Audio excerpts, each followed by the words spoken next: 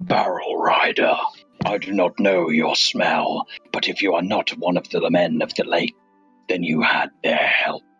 I am astounded, Barrel Rider, that you have had the courage to walk into my lair, and by an entrance that my vast knowledge and long memory have allowed you to wander into the reckless, recesses of my mind, no less.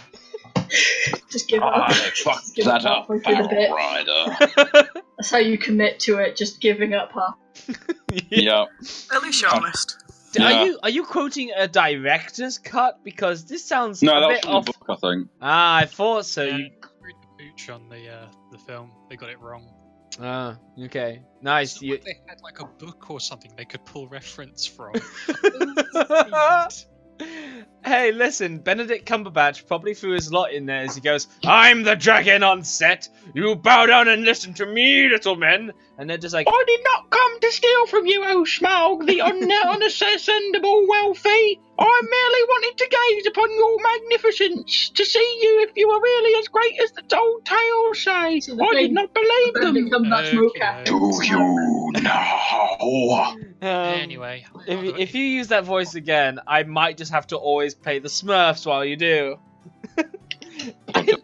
I love this power of the Smurfs. It's like, playing the Smurfs is like confronting a tiger with a spray bottle of water, but you spray it right in the nose, and it just makes me laugh when I do this. God damn it. So anyway, did I? Yeah, of course I started recording. Of course, because why would I not if all of this was involved? That's vanished for me. So, just to get started on things, I said to you that Moongleam Tower was over here. This was wrong of me. It's actually this building here that's got these large outposts and this forestry around the side. When you guys headed off for somewhere to recuperate, you went over to this site over here, this like large house, and it was here that a female half-orc leaped upon you all and simply charged straight at you. Now, I'm basically going to cut to the chase. Toruh, That's my name. you're the first one up there. I'm going to just basically shorten this to tell you that you are beyond this half-orc. How do you want to stop her? So they're running up. I'm just going to clothesline them. Absolutely. So is this like just arm out, just across the face? Straight up, go for an RKO. RKO her. She won't be expecting that.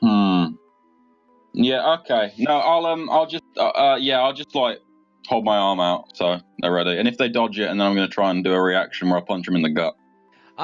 They do dodge your bar of an arm, meaty though it is. But after that, as predicted, you already have like seen the moves ahead, as you have sufficient combat expertise over this half-orc, and you can tell, being a barbarian, while you're not raging, just how vulnerable people that do rage are. And so you just like you are basically a step ahead of this half-orc as you do stomach punch them.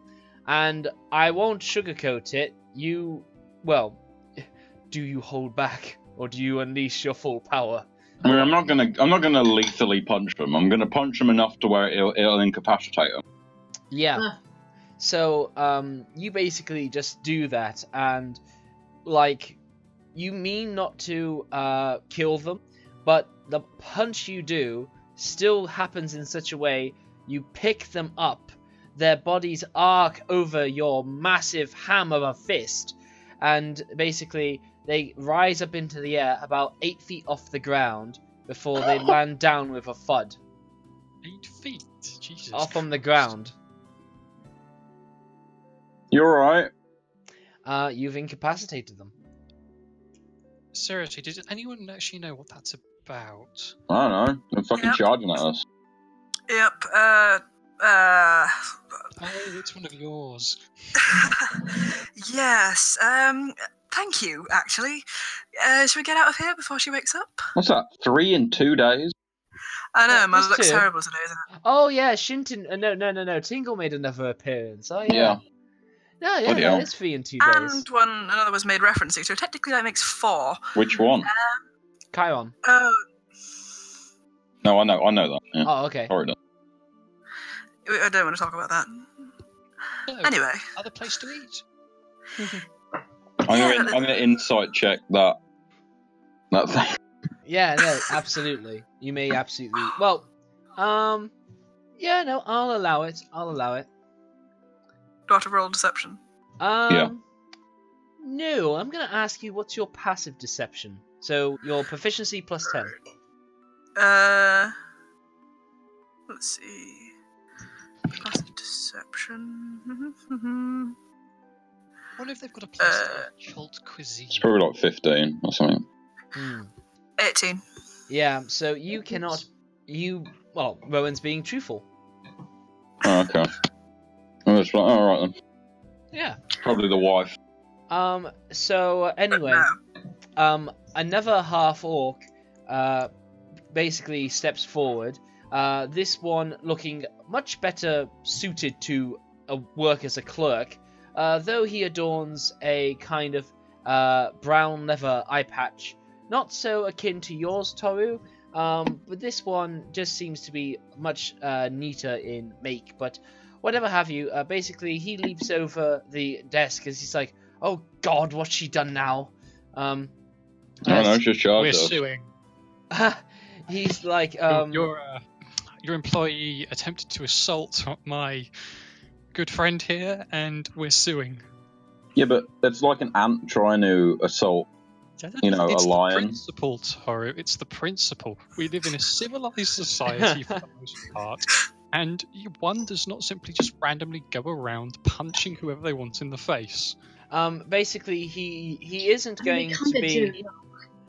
He isn't going to be intimidated by the threat of suing, but he will respond promptly with, "No, you're completely right. This is absolutely my fault. She was on call here. She hasn't acted this way for several months now, so I thought she was over it. No. So she's done this before then? She is basically on behalf of like the Zor family. We've been doing our best to readjust her into civilized sort of. She's had something of a very rough upbringing and a rougher career choice, but needless to say, we needn't go into that. The point of the matter is this was unacceptable. So we will absolutely, even if it's not with us, you have my word, we will put you up in whatever accommodation you choose to stay at tonight. You have my guarantee on that. That's I most want the agreeable. honeymoon suite. Done. Just done. Nice. Just me. No one else. Yep. Just get me a cask. I'll sleep in the bar. Yeah, he's just like, done. Absolutely. Cracking. I'd like a person. And he will just say, and again, on behalf of the Zor family, we are at your beck and call to make up for this. That it's our fault, and we will absolutely make this right. Now, Trieze, with your higher education and awareness to families, you may give me a history check with advantage, and Rowan, you may do the same if you so choose. Alright. Okay, I mean, can you top Alex? This will be interesting. He's pretty on the ball right now.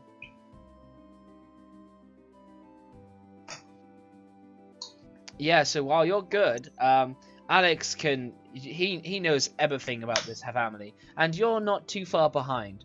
So, the Zor family are a recent inclusion into the Council of Elders, the Council of Elders, who are the main authoritative figures in Everlund.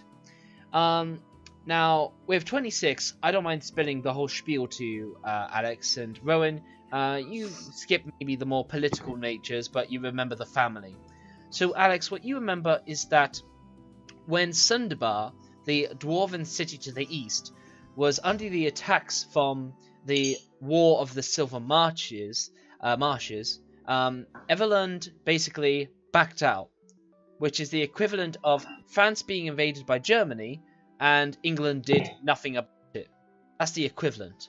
So, Okey-doke. with that being done, that pissed off the Lord's Alliance, and in that essentially caused Everlund to be separated from them. However, another piece of the puzzle of the political nature around here is that the Zor family were newcomers that somehow shook up the social standing. Beforehand, everybody was in favour of remaining within the Lord's Alliance, but since their inclusion, they seem to have shifted the balance of power so that they seem to see leaving the Lord's Alliance as their good thing. More ironically, this happens to be not so different from us in the EU in a couple of senses, with the whole spin being that, if we leave, we have our own course to charter this way and that. And the more educated believe that this was not a wise approach, and it was in some way orchestrated by the Zors. Needless to say, there's no proof of this, and it is only in quiet murmurings and speculation that this is the case. Needless to say, however, you remember that the Zor family is part of the Elder of Councils, so they are one of the 5 major faces that govern Everlund. Excellent, excellent. So they're basically filthy separatists. That is down to Trieze's speculation. From Trieze's perspective, he can imagine what he likes, but something that you particularly are aware of, I mean with that role and with your mind searching everywhere, you do remember one other particular member of the High Council here, and that is High Sorcerer Veyrin Runiden, a male Sun Elf Archmage.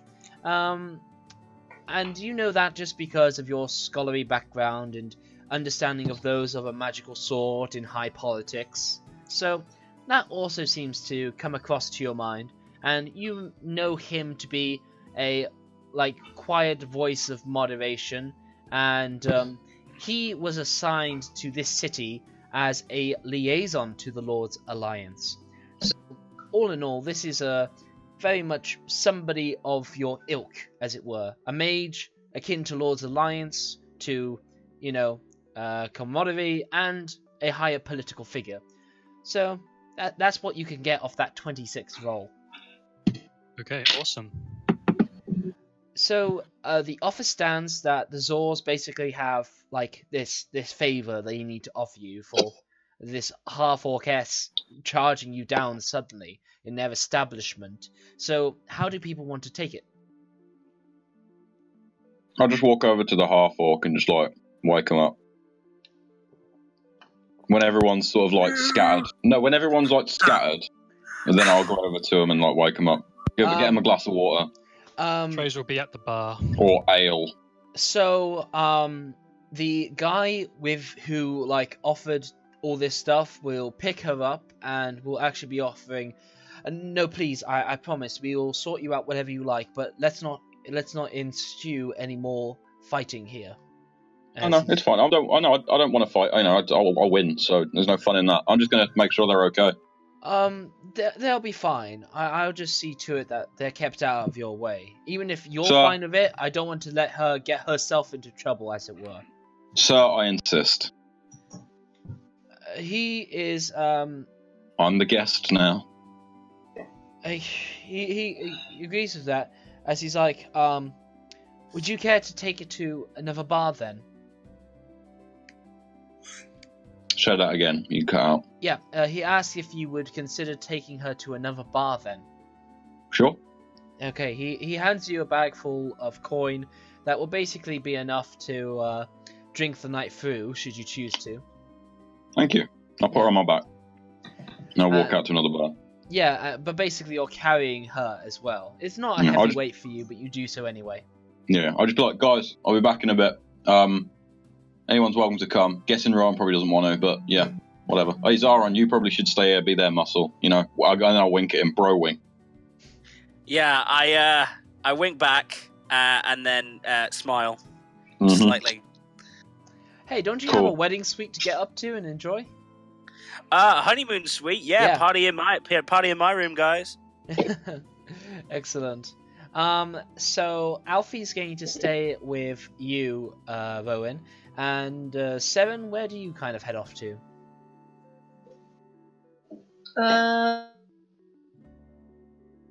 Fuck where? Probably just to bed. Just to bed. Just to fuck it.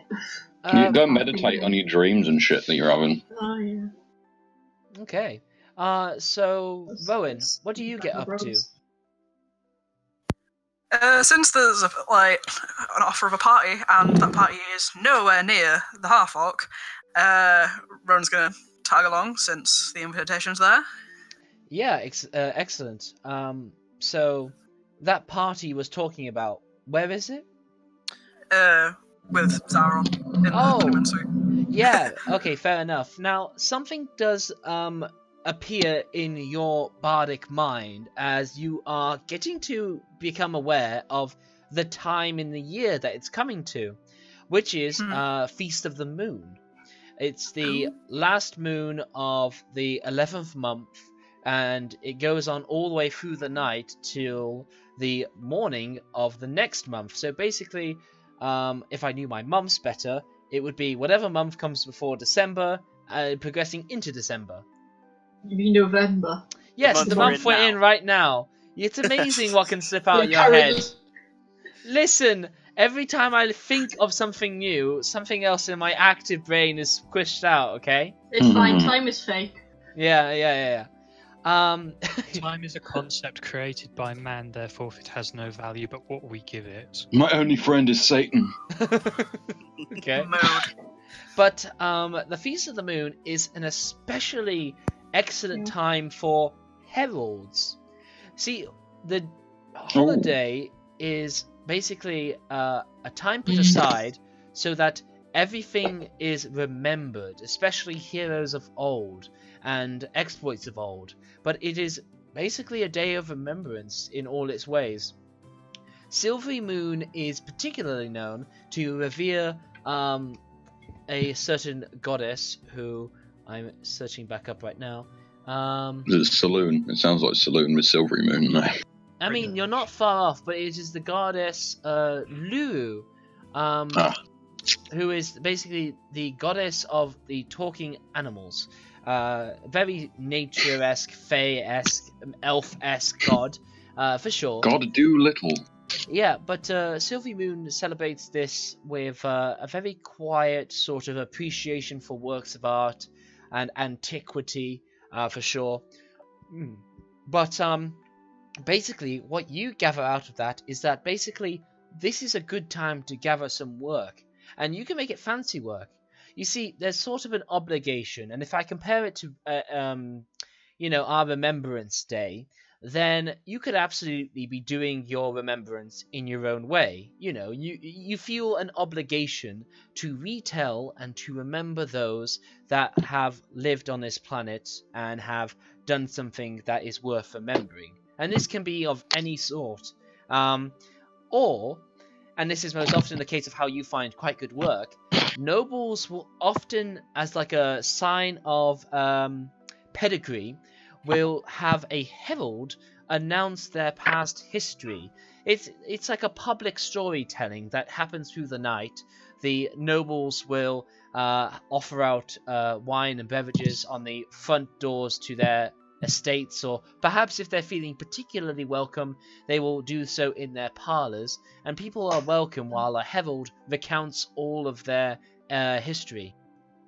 So if you wanted to, you could hunt down a noble or you could just busk and retell a telling of your own.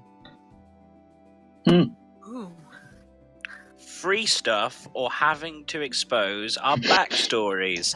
I think we should get loaded on free booze, going from herald to herald, like a bit of a pub crawl around Everlund. I think it'd be good. So the herald.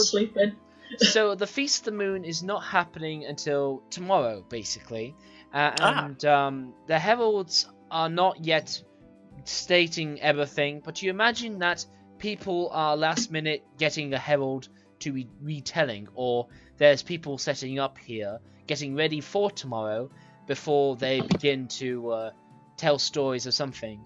Now, just so we declare what you need, it's got to be something from the past. I mean, yes, you guys are all still alive, and you have, you know, adventures to say of your own, but it's definitely more revered and solemn in that you are being respectful to those that have died, as it's been often the case that around this year, several like armies and such have always gone on the march for one conquest or another.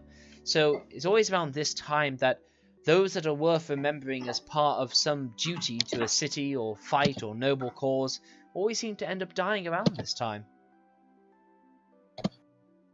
It's the most wonderful time of the year.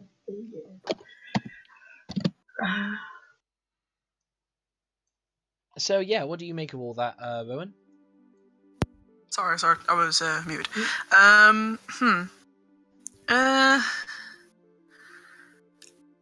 Well, if it's decent paying work and gives us something to do for the night, then I'd totally seek someone out. I mean, what do you guys think? Want to tag along to a storytelling sesh? Sounds fun, to be honest. Why not? I'll probably join you after a while. I see no reason. Hey! To join.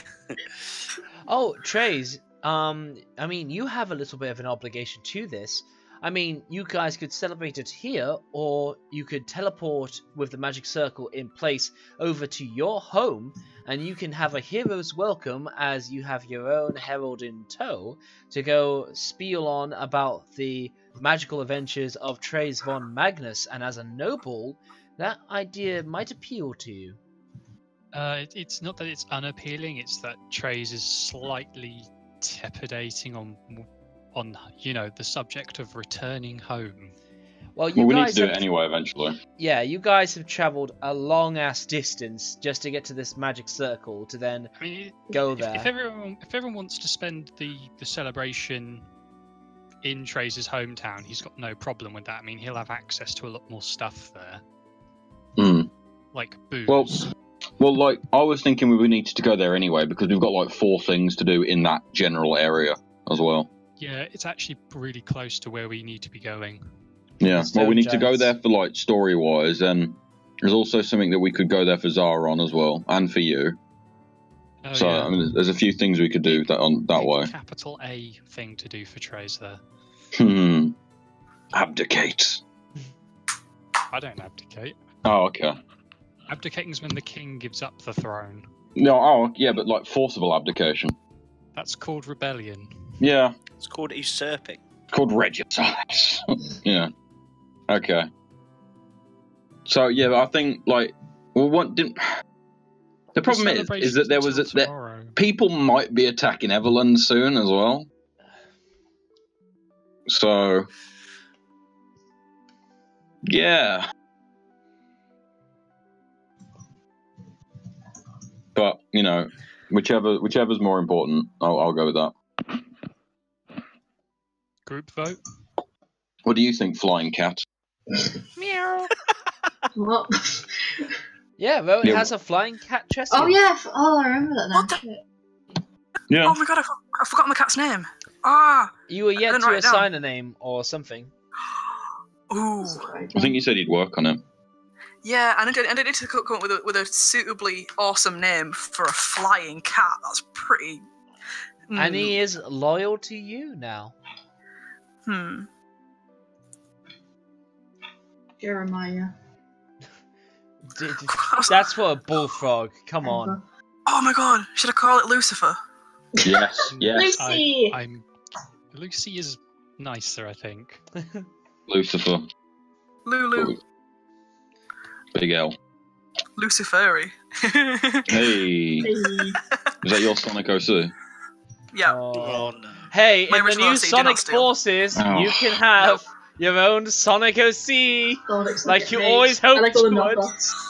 Oh, finally I can be Darkwing the Hedge Snatch. Yeah. I like all the people who've made like knockoff Sonic, and he's just got heads. Yeah, it's just like, oh yeah, what's your Sonic OC? Sonic. Okay, well, while, so, during the, oh yeah, we're going to vote what we need to do, didn't we? So, what do you guys think? That's the best. Okay, the cat's called Pegasus. Pegasus. Cracking. No, you said Yep. Pegasus. Yeah, Yep, Pegasus Pegasus. look like a pug. Oh, you get inspiration for nasty ass that's cat a good puns. pun. That's a good pun. I've already got inspiration, but yeah, I can't steal the credit. Like, that was my boyfriend. Oh, okay. Credit to Max's boyfriend. Yeah, who doesn't want to watch these episodes though, because he wasn't interested. That's what you told me in the car. Yep. Well, he's in the room, so it's not he's watching. Just Oh, he's got yeah. a frontline live viewing then, but he doesn't want to give me the views on YouTube that makes me feel popular. That's fine, dude. It's all He's cool. not actually watching. He's just literally playing Pokemon. Well then, I brought Pokemon Sun and X today, but you don't see me talking about it. Sorry, I don't know. I literally Cough, did cough, buy... Mario Odyssey. Cough, cough. Oh, Nintendo fuck Switch. off! I want to... Listen, Nintendo. I don't care how good you make Breath of the Wild or... Nintendo, if you hear this, I don't care how good no Nintendo Mario listens to everything. Mario Odyssey is. I refuse to buy your Switch for the 2 games I want to play. I That's so silly. refuse. Why not Switch, man? Anyway, console wars aside. Yeah, no, it's not Yeah. console Wii, wars. Wii U. We all know the PS Vita is the only good Oh, Excuse me, Wii U, because you can play the like joke. hell. By the way, I Goes to love the party. PlayStation Vita. I say I didn't bring it to uni with me, but I love mine. I you love and the other 4 people in the world. Yeah. Like 5 people on PS Vita.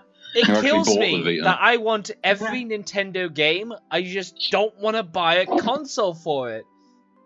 Just So Yeah. I play Yeah. single the game. the big celebration thing is tomorrow, but at the same time we might have to fight monsters and giants and Yeah, so one assassin. shall we wait in Everlund to see if anything comes within the next day? Or shall we wait? Or should we go to Loudwater and do all the shit down in the south? Well, is the Loudwater thing like urgent? Because since there seems to be a time limit on the Everlund thing, like staying around until that. Let's just seems okay, long. let's just do Everlund then. Yeah, Trieze is Yeah. going to be more interested in staying and protecting the teleport grid. Yeah, I mean, like, Rowan will happily sing Trize's praises anytime.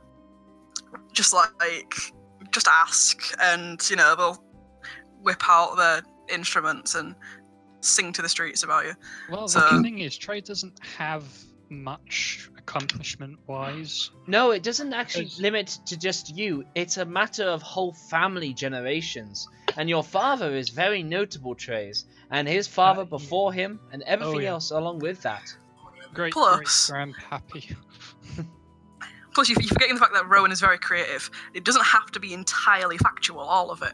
You know, we could talk about the time that you wrestled a T-Rex and won.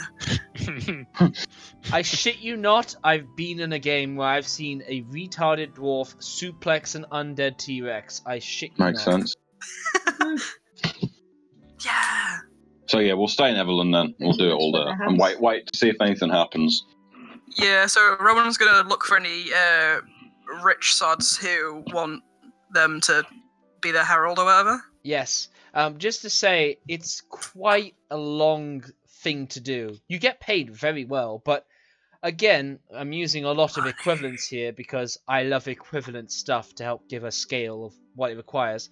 You know, for Jewish people, when they have to recant their holy book, Yep. The It's Torah. No, the it's Torah. like, yeah, the Toruh, thank you very much.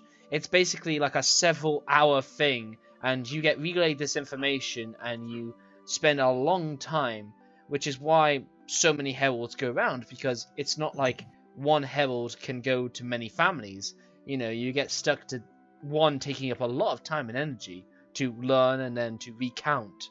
So it's a very time-consuming thing to do. So if even with your talents, you kind of want to focus down with one, so you either spend a whole evening sort of recounting Trieze von Magnus and his bloodline, or some nobleman, and be paid for doing it. Well, what do you guys think? Do we need more money, or should we just, you know, advertise? I mean, we're down to about. Sunberg spent a lot of money on a fucking wand. We're down to 1,800 plus the 500 that Thingy's got, Zaron's got. That's my money. not collective money. Okay, Yes. so we're down to 1,800 basically. Got yours in the pot. You're in there. So that's not really a lot. So I think we can save the advertising for a normal day and like use this as a money making opportunity, just in case there's any more magic items that need like a whole ton. So.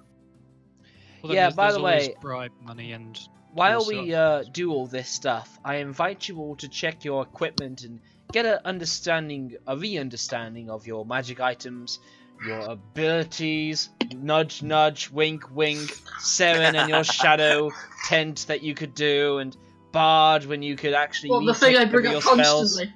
Yeah, well, I kind of do bring it up a lot. You brought it up after you learnt of it. It's changed a bit in Xanathar, so. Oh, nice. Like you know, like shadow thing. I also have with some. Yeah, like my thing changed as well. Oh shit. Whatever it has changed to, I'll be asking at some point you change it to how it is in Xanathar. I have.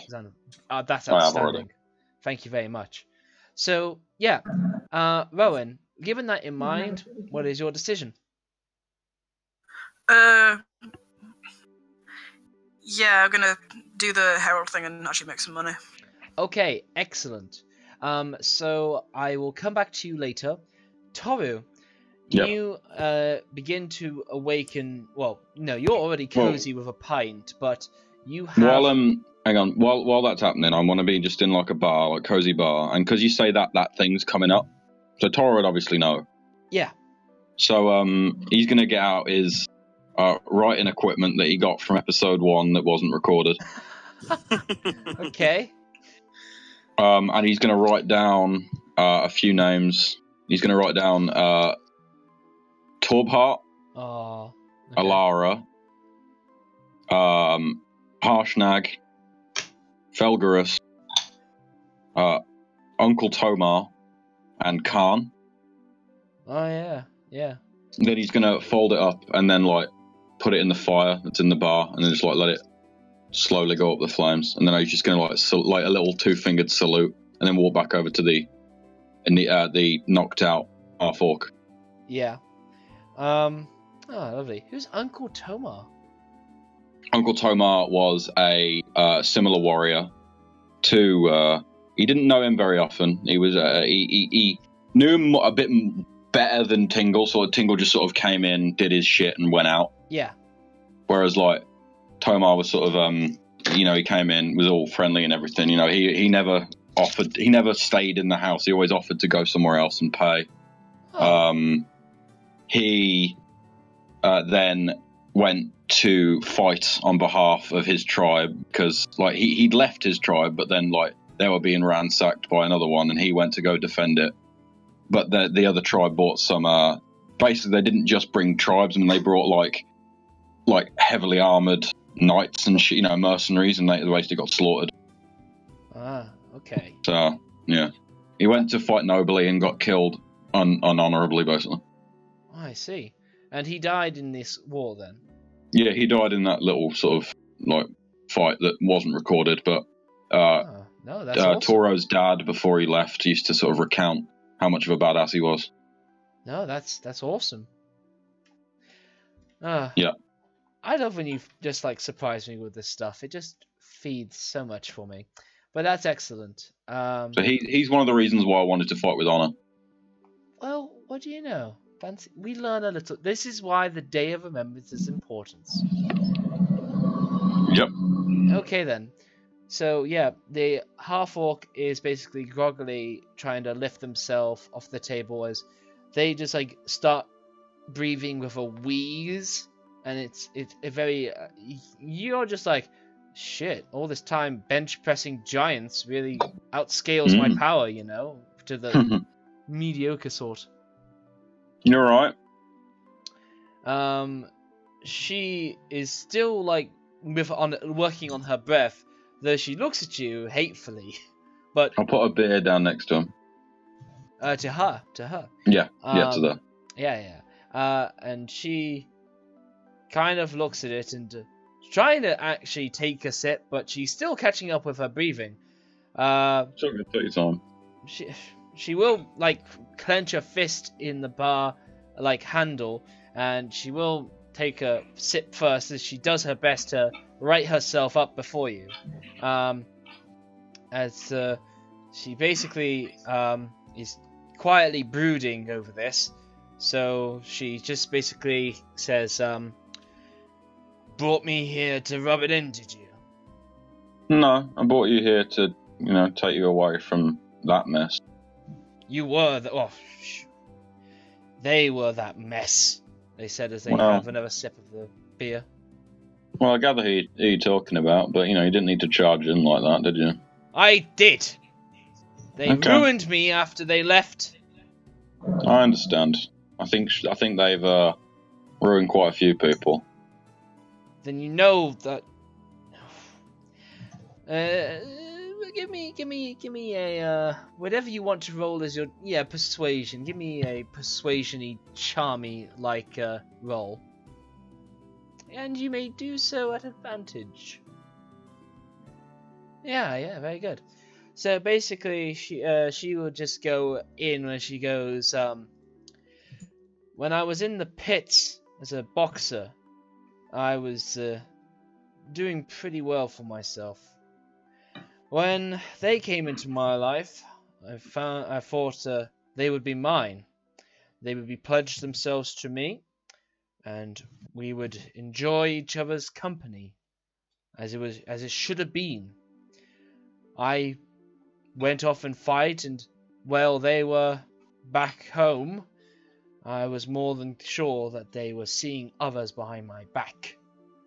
So I fought harder in the ring for it until I eventually confronted them about it.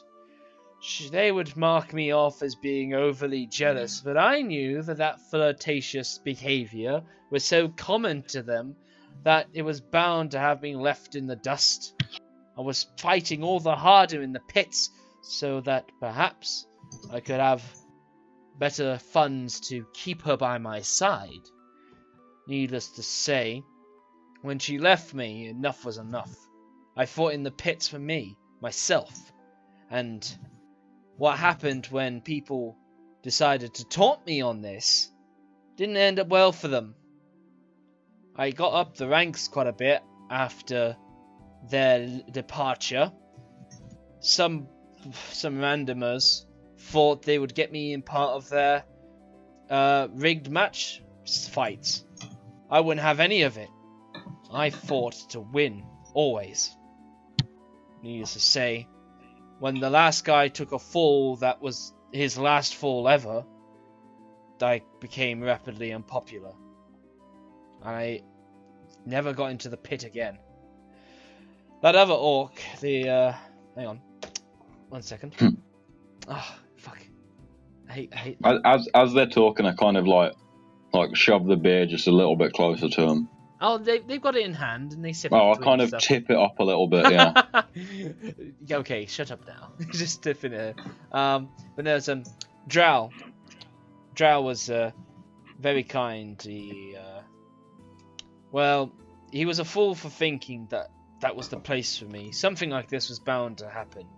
But since I wasn't welcome in the pit, there's nothing else I can really do that suits my work, so I stumble by each day, still trying to recover after they left me.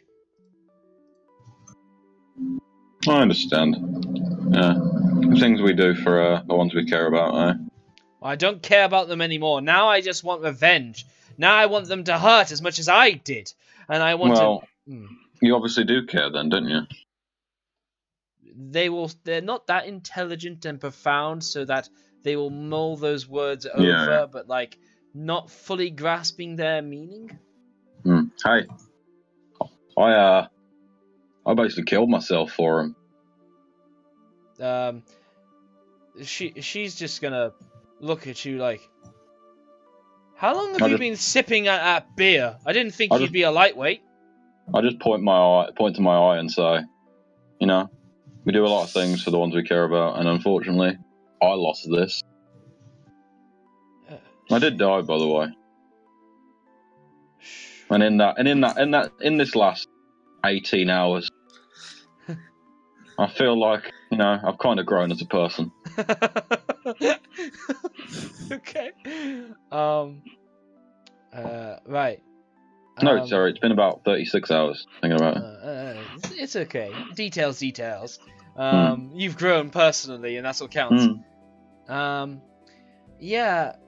So, she's just like quietly mulling over, and just like, then they will ruin you, just as they have ruined me. Maybe, but that's my choice. Iris, well, she's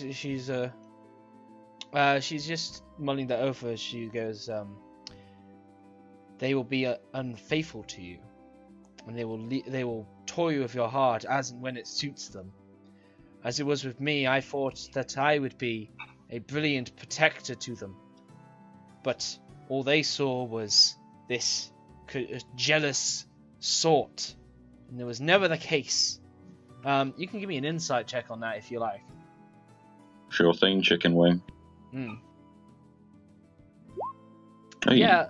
You remember the days when you thought Roll20 hated you? Well, now it's all being made up. You're getting the Funny impression. in the other game that hates me. You're getting the impression that they were jealous, and they were noticeably jealous when they're saying they weren't, and they may have acted out in this manner. I'd just be like, hey, what's your name, by the way? I didn't quite catch that. Gris. Oh, look, Gregory. Oh, sorry, Kiregri. Kiregri. Oh, Kiregri. Yeah. Okay, K. Okay. Look, I'm not gonna try and, you know, impose anything onto you, because I think that you know what you want and you know what you do and everything, but don't live your life for other people. Live it for yourself. She's just gonna be like, well, she's gonna take a sip from the alcohol you've given her, but she's just gonna be like, your sage advice is lost on me. Save it for somebody who gives a damn. Drink up then. How's that advice? She will take that advice. She is. Oh, go on. Sorry. Yeah. She is also going to remark after you have like a moment or two of silence and sipping away, as she's like, "How did you get to be so strong?" I think my dad's a god, and it's like, I don't know, the drive. I've got people to protect, family, friends, and this wizard that I can't stand, but I love him really. Oh. I don't know. I want to make sure that they're okay. And that's all it took. Surely there was some fighting involved. Well, of course, yeah. I fought a few giants, more than a few, killed more than a few. Yeah. Ooh, well, if you killed a countess. They're gonna be puzzled by that, though. They understood giants. They understood how that moved to countess. Yeah. Air giant, leader, bit of a bitch. She is going to mark that. Maybe giant slaying is the key then.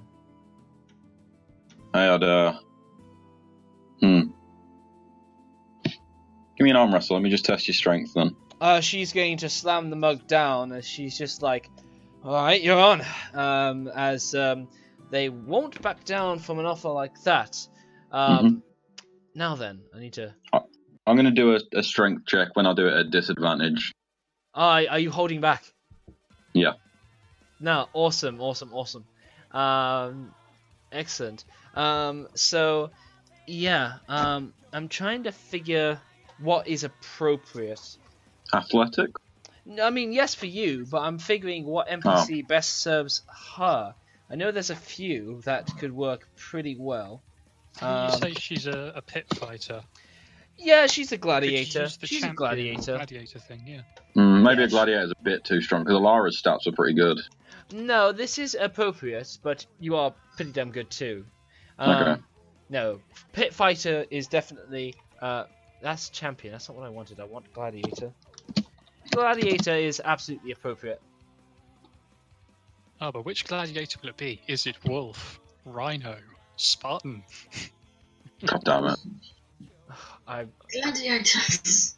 Ready. Finally, someone got the reference. Terminator. What? Ready. What? God. Oh no. 3, What the 2. fuss? Oh, I don't know. Okay, yeah. Okay, we got this lined up. Okay, so you offered to do some athletics at disadvantage. So yeah, they will do a check with you. So yeah, first roll. Disadvantage. Do you see the roll of Yeah, the enemy? 26. No, I don't know. Ah, cool. So even as you hold back, Toruh, you still succeed in beating them as they go best out of 11. I'll do another 2. Okay. Yeah, now this time she has definitely pumped herself up as she looks ready to take control now as she actually really slams your hand back down. Not a strength uncannily close to yours with that one, as she definitely holds you in the middle of a grapple there. And now she shakes herself off as she goes, right, to decide it then. I'd like to rage. Oh no. Oh, he's gonna rip that hand Like fucking rage warrior around me. So, Reckless. do you remember back at Mornvin's I'd Shield, like to just dude? go to one town, Yeah. just one town where we don't have to pick someone up for Well, prison. no, okay, before I do it, I'm just going to be like, barkeep, don't mind this. If I make any damages, I'll pay. You can hold back on the rage, you know. We have already covered that you can hold Yeah, but back. I want there to be the visible rage aura around me. Alright. Okay, I'll hold back so there's no damage, but I want that to be visible. Fine. Okay. Reckless. Oh. Athletics check. God. Get my move and get someone out of prison boots. Okay, go for it. Oh my That's god! Uh-oh. I can't believe Terrible. this! That's terrible. I can't believe this. So actually, she is going to. I mean, you reckless. So, but you still wanted to hold back. So, are you taking? No, I didn't want to hold back there. I actually want to reckless. Yeah. So actually, she like, you know, comes out from the stool. Her elbow is still perfectly aligned, and you know, within arm wrestling standards. You know. Do I not like impose a bit of intimidation with the whole? No. She is okay. a fighter that's just more spurred on to beat you as you. Okay. You've basically found someone exactly like you. You are the Goku Minus to the her horrible Vegeta, jealousy. man. You know. But she is basically going to contend with you in that grapple. You burst this aura around you, but basically she just like curls her lips back in as you are surprised that a woman can begin to pulsate with so many veins around corded arm muscles as she actually fucking slams you and your fancy lightning work down. Good job. Yeah, she You will. remind me of a friend I had. What friend is this? Alara. Oh. But basically, she is going to like pump the air once, just you know, fists out, and she's just going to shake herself off and sit back down, as she basically remarks, "No amount of flashiness will help you with that." Yeah. Okay, maybe on a better day you'll see me in the real shape, eh? Mm. And I just say to him, like, whisper really quietly. I'll be like, "Hey, I got 2 words that I could have said, which really would have fucked you over." Don't do this to me. I'm not gonna do it. I'm Kaioken, is that the word? No. Final flash. Oh, right. Okay. A thunderous explosion rips through the tavern. That was out of character, dude. Well, it wouldn't be an arm wrestle at that point, now would it? Honourable, competitive. No, exactly. That's what I'm saying. She would have been, you know. Okay, well, she's not going to really acknowledge that. She's just going to acknowledge her triumph over you. Good job. Yeah. See, now I'll say to him, now, that feeling, hold on to that feeling. And that feeling, and I'll go back and I'll say, and remember the feeling when I punched you in the stomach? Hold on to that. You've Let given that drive message you. here, man. Mixed message. Yeah. No. Hold on to both. Okay. And then, use the victory as something to aspire to. Use the loss as something to make you drive for you. Do you have inspiration? No, I don't. You have inspiration now. Cracking. For being student Sage council alike. guider. Excellent. No, yeah. So I'll just be like, and I'll just nod to him and then have another sip. So you got a good army, and keep at it. I'll just quietly accept that and mull that over. Now then. Happy Remembrance Day. That's tomorrow. Yeah, but I'm saying it in advance because I probably won't see him tomorrow. Yeah. You don't know that. So then, going back to Rowan. So, Rowan, this is the evening time, but you can approach any household that you fancy. Now, what I want from you is an investigation check to investigate the city. Or do you have somewhere in mind you'd particularly be interested in going to first? I think you're muted. Sorry. Can't think of anywhere in particular, so just gonna, have a cheeky look around. Okay, so when you do, you come across, you are led and recommended to go to some of the Council of Council of Eldars, who basically live here, and they're about as politically high up in society as it gets. So you reckon this is probably the best way to go to. One person you're led to is actually what's known as the speaker of the town, a lady called Vatris Stormright, a female Eluskan human. When she gets to you, she's like, "Oh, hello there, dear. Whatever brought you my way?" Hi, I was recommended to speak to you. I am a passing bard, and I heard that you may be in need of a herald for the Remembrance Day tradition. Oh, I am flattered, dear, but I'm nobody special at all. And you do know that she is a herald of the elders, so she's something special. Don't say such things. I imagine you must have a brilliant and noble history for me to tell. I mean, you are apparently someone of note, so... Well, I don't know. I don't know what I could have done. I listened to the common folk, and they elected me as the town speaker.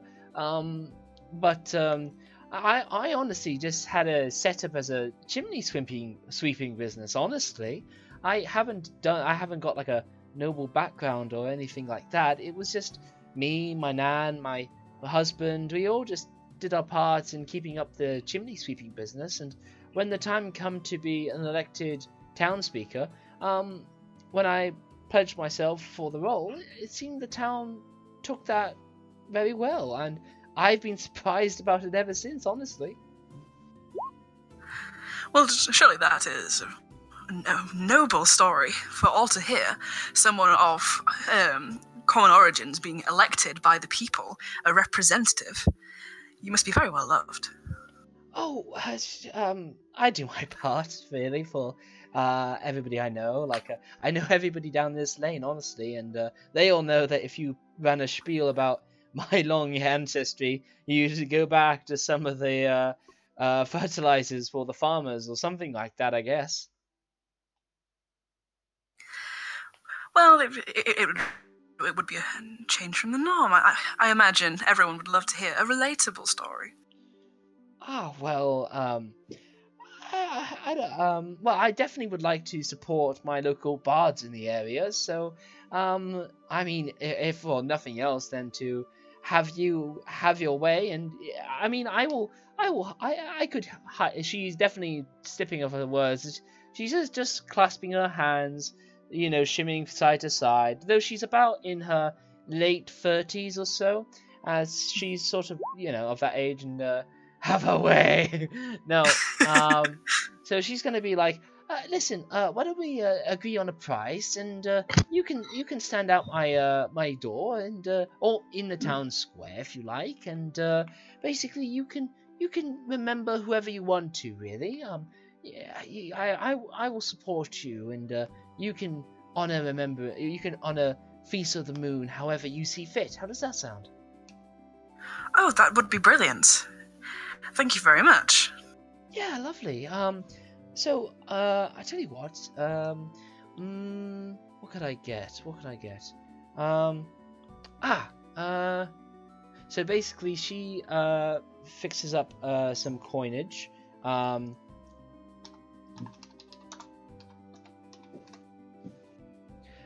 She gets together 7 Illyrium pieces, or 70 gold pieces, as she's like, there, have that on me. Oh, thank you very much. I shall do my best then tomorrow. Yeah, Stop absolutely. by if you want to listen. Oh, I absolutely will, if I can fit some time between some of the other meetings I gotta go to. But no, absolutely, I would love to, dear. In that case, then I shall leave it to you, even. Thank you very much. I shall do my best tomorrow. She gives you a little courtesy, and she walks you to the door, and she politely waves you goodbye. Alright, I'm just gonna go back to the team then. Yeah, brilliant. So everyone's back together. How do you all just party in the wedding honeymoon suite now? Can do. I mean, might want to talk to everyone about like what I'm actually going to talk about, since I was kind of given free rein. Oh yeah, totally. So like, out of character, guys, like, should I like pay tribute to like all of our fallen friends and everything? Yeah. Everything? It could be pretty cool. Yeah, I would. I mean, you've got a giant slayer, 2 fallen gladiators, a giant who may or may not be dead, who died fighting a big blue dragon. You've got a lot of stuff you could draw from. Yeah. And then if I run out of material and stuff, I can just sing the praises of you guys. So. Yeah. Yeah. So Sweet. Alfie will chime in and go, if we are here tomorrow, then I need to go to whatever All Faith shrine I can find, because it's unclear what to do for Ilmater, but we basically, well, Toruh, you semi-know this. There's a lot of gods that have remembrance for heroes of note, but for clerics of Ilmater, rather, the rules are quite uncertain, so it's just a quieter time for individuals, basically, and she will spend that day in a church of some description. I'll probably spend half the day with Alfie. Okay, that's fair enough. But she wishes you luck, Rowan. Appreciate it. So, yeah, guys, hint, hint, town square. Come and have a listen. Gonna tell some wonderful stories of our merry band and all of those who have fought by our sides. So Toruh's probably going to make his way back into the honeymoon suite now and be like, alright. Perfect timing. I have been paid to speak in the town square, and since I wasn't given a particular family to speak of, I will speak of us and our friends and our fallen comrades and everything. Cracking. Mind if I invite a friend?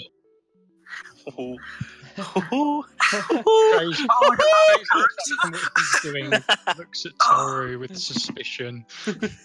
I look at him with I just guile. look at Trieze and just like shake my head, like not in like a nah, mate, just like a no, it's okay. Trieze And returns like to whatever he was doing. So, now that that's settled, drinks? Hang on. Could you just say, could I invite a friend again for me, please? Just could you say that? Can I invite a friend? Okay, that's all. That's all. Oh, it's on a loop. Okay. Yeah. Brilliant. Sorry, that moment deserved it. I was just a little slow on the draw. Okay. So good. So yes, Rowan, you may continue discussions in the bedchambers. I think we're just having a party now, aren't we? Yeah. Just getting drunk in the. Oh, What, Trey. Can we see the moon from the honeymoon suite? We Yes, can you if can. I shoot a hole through the sea. No, God no, please no vandalism until tomorrow. You can indeed, Alex. What phase is it in? So it's actually at a full crescent moon. All right, Trieze is going to spend at least No, 5 minutes. not a crescent. I'm sorry. That's the opposite of full moon. It's a full moon. Yeah, Trieze is probably going to spend at least 10 minutes just staring at it longingly for a couple of minutes before returning his attention to everyone else. What's Rhiannon doing? Yeah.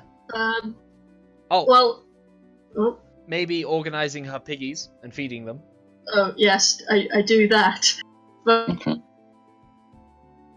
the remembrance thing, she's definitely like, she's sort of thinking of her brother, who is sort of the reason she got exiled. I'll quite. Oh, sorry, go on. Yeah, you do cut out quite a bit for us, unfortunately. That's. But yeah, she's remembering her brother and who. Just in case she might have died, because that could be a thing. So she's just sort of thinking about her family, which is rare for her to actually do. So it's a bit distant. Fair enough. I'll probably go sit with Rhiannon for like a couple hours before Toruh starts partying in a way. People are having like Trieze is looking at the moon. Rhiannon is getting a bit glum. Every party I've been to. Yeah, and then Trieze. We're all just angsty. We're all just angsty. This sounds like exactly every party I've been to. So it's Zaron, Rhiannon, and Alfie are just partying. Oh, and Terry Crews. Yeah, Terry Crews. When they start drinking, Trieze will probably snap out of his thinking and join them. Hey, Trieze, you don't know how, and you don't know when, but oh my god, it's the spin the bottle. It's burst out onto the scene. God damn it! Pretty chucked that, to be fair. No. Oh, you can't chuck the spin the bottle. Trieze kept it as a potential weapon against, well, evil. No. The spin the bottle seems to materialize when it's needed and dematerializes when it's not needed. I don't understand spin the bottle. We had a game of spin the bottle. Spin the bottle Jesus. is in Dungeons and Dragons, in our game of it is absolute.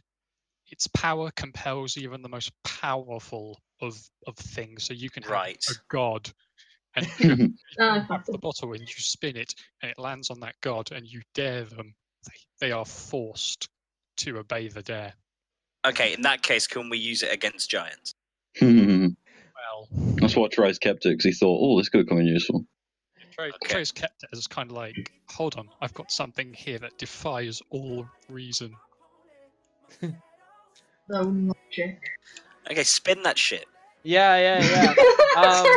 So yeah, it just seems to materialize as and when it's needed and as the occasion calls for it, and leaves from being OP when it's not needed. So, how many people do we have? We have. 8. Well, thank you very much. All right then. So. Is it 8 or is it 7? Hang on. Toruh, we got 1, 2, 3, 4, 5, 6, 7. We got 7. All right, roll me a d7. Me? No, Trieze. Okay. As it seems to be somehow always starting in Trize's possession. D7. Yeah, yes. just slash 1d7. Yeah, just do slash roll 1d7. Yeah. I like the party pony thing I've had recorded ready. Not recorded, from Fanburst ready. It's quite ideal. Come on, Trieze, we're waiting to find out from Spin the Bottle. We want it all to land. /roll space 1d7. Yeah, in the chat. Okay, I'll just assist.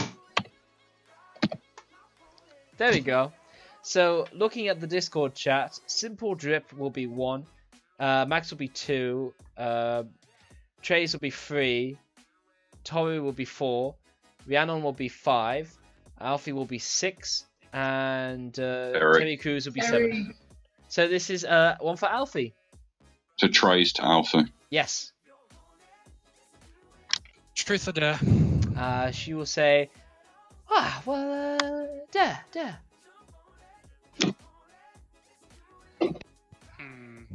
You guys know I'm terrible at this. I dare you to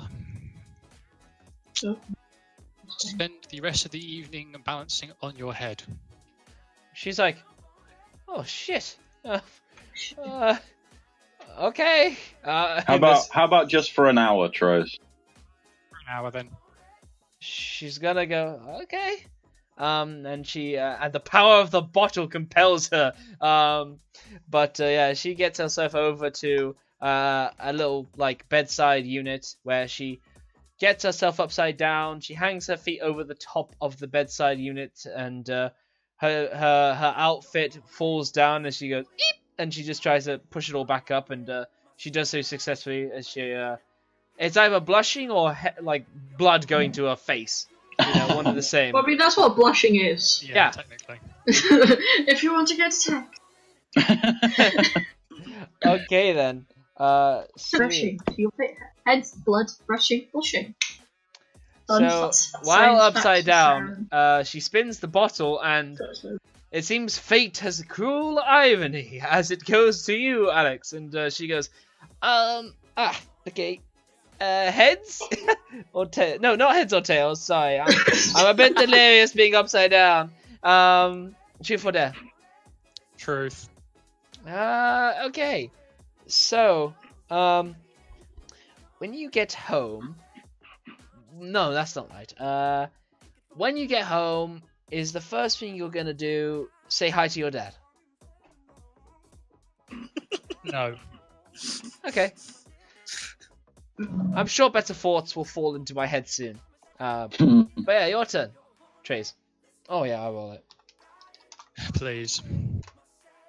Okay, Trieze to Rowan. Rowan. Me as a person. Hi, I exist now. Yeah. Just materialised. Whoa, what the fuck is I feel this like shit? in the Adventure Zone, where one of them is just like the muddy. Alright, Rowan. Truth or dare? Oh, you got the cat comfortable on your shoulder, by the way. Yeah. My darling Pegasus. Yes. But yeah, dare. What was the first bit of bardic scripture you ever wrote? That's not a dare. Yeah, that's a dare. Oh, sorry. Read us the first bit of bardic stuff you ever wrote. Play Nice your save. first song. Death Star approaches. Luke turns off his targeting system. No, this is an excellent dare for Toruh, but no, this is Rowan's turn to monologue something. Awkward. I admit, Right, hey Rowan, didn't you tell me it was once the tragedy of Darth Plagueis? Wasn't that your first thing you wrote? I will allow it! I will allow it! If you can monologue it, I will allow it. Lamb, and I believe it. No, do you mean the first thing I ever wrote, or the first thing I wrote professionally? Which is more embarrassing out of character? Well, Rowan's been writing since they were a kid, but professionally since 18, so... Professionally. Oh, God. My mind's gone blank. Dude, just Just sing Linkin Park! Wait, what? Just Just do Mary had a little lamb and I'll believe it. Hang on. So I suppose what was the actual question? Like, was it? The dare was to perform the first bit of bardic scripture you'd ever written. So basically, the first bard song you ever learned, or whatever. Oh, okay. I've forgotten the words. Sorry, I'm gonna mute because the tab is getting distracting. Okay. How does it go? I've suddenly forgotten every song I've ever known, ever. Last Friday night. This is my last. I'm already getting dramatic monologues for people. So yeah. All star. No, I've forgotten. There you Should I go. just sing a random song? No, I've got it for you. There No, you go. I got something for you too. Though Andy being gone, I have to remind myself that some birds are meant to be gay. The only song in my head is from Sweeney Todd. I can't sing that. Yeah, Sing you can. it, unless it's like full of fucking shit. in Yeah, which maybe case I maybe it said was just for your you. edge phase when you were first started out as Oh well. yeah, yeah. Props to an edge phase. All right, fine. Just make The it a edgelord performance. phase. All right, sorry. I feel like I'm wasting so much time. You see, sir, a man infatuate with love, her ardent and eager slave. So fetch the poor maiden by Miss Stone and lend me a more seductive tone, a sprinkling perhaps of French cologne. But first, sir, I think a shave. Hey. The Yeah. closest I ever gave. In a Brilliant. merry mood today, Mr. Todd. Yeah, I love that song. Well Excellent. done. That was a wonderful rendition. Thank you. It was. And thank you. No worries. Rowan. I'm such a Sweeney Todd.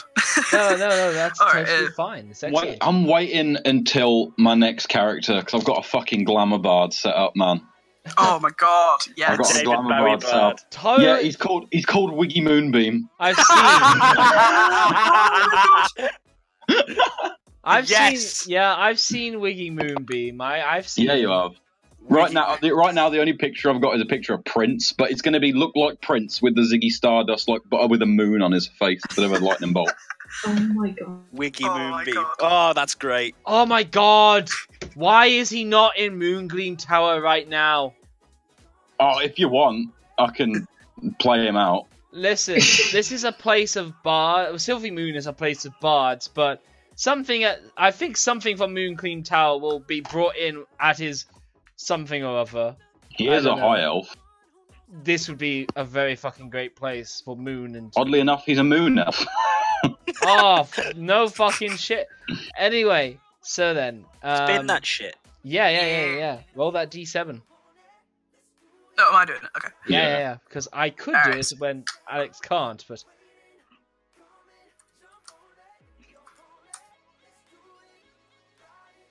Oh, it's for Alfie. Alfie again.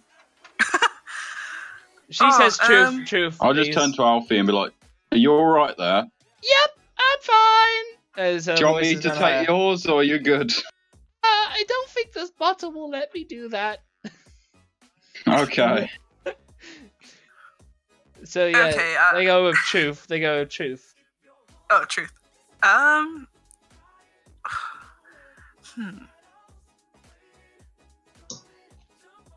Death Star approaches.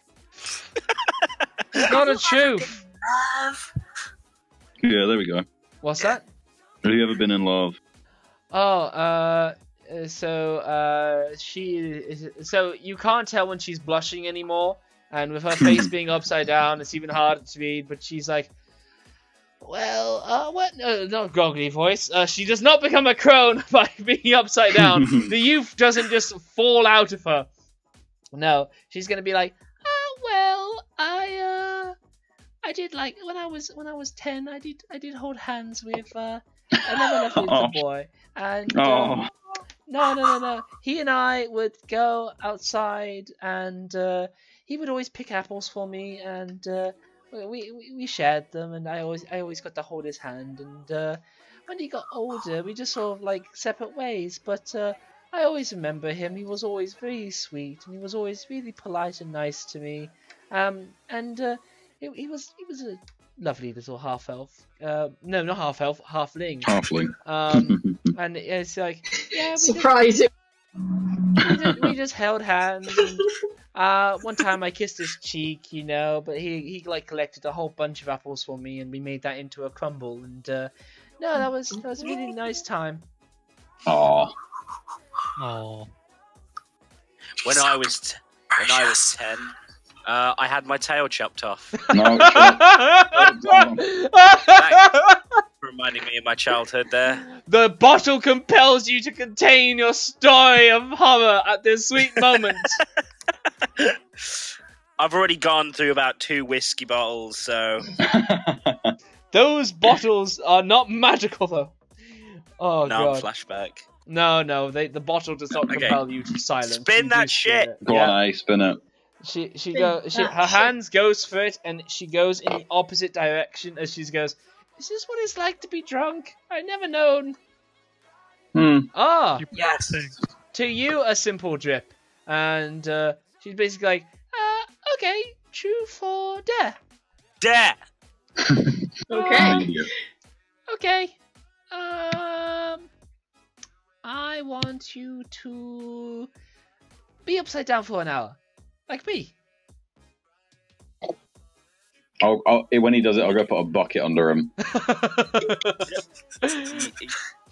No, don't put a bucket under me. Get the beer thing, which I drink upside down. I'll do that. I'll do that. I'll put a bucket near him then, just in case. Essentially, I essentially run up to. I just jump up in the air and land on my head. Okay, because of this, do you want to give me an acrobatics check? My acrobatics are actually quite good. Is it acrobatics or athletic? Acrobatics. Now, what armor are you wearing? Currently nothing. I'm not put on my breastplate because I'm not in combat. Okay. Good. So yeah. Okay then. So you you do a backflip and you basically like land on your torso and face as like your feet flop in the air at like different angles, and then the magic of the bottle compels you to chest bend yourself up off the ground with your back still sort of at a right angle as you're like, guys, I'm doing it! I'm really doing it! Fetch me another beer. Yeah. Alfie can't do it, but somebody provides Toruh provides you a bucket of alcohol to dunk your head into. Yeah. Okay, I'll put a sprig of mint in there as well. Slash roll 1d7. That's correct. But add a space between the roll and the 1d7.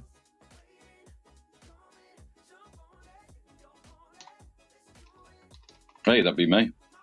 Yep, that is. So, Toruh, true for dare. Well, actually, hang on. Simple drip. You may ask this with your face in a bucket. Bruh!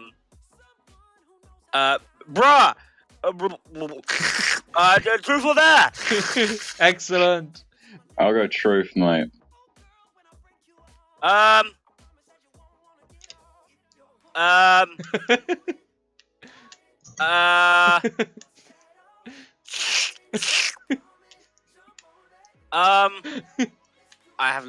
can't think of anything. I'll go dare, mate.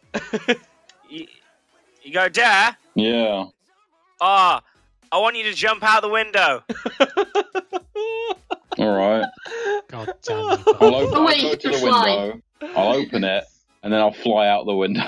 You do... No. Jump out the window. Yeah. No, you've already said it.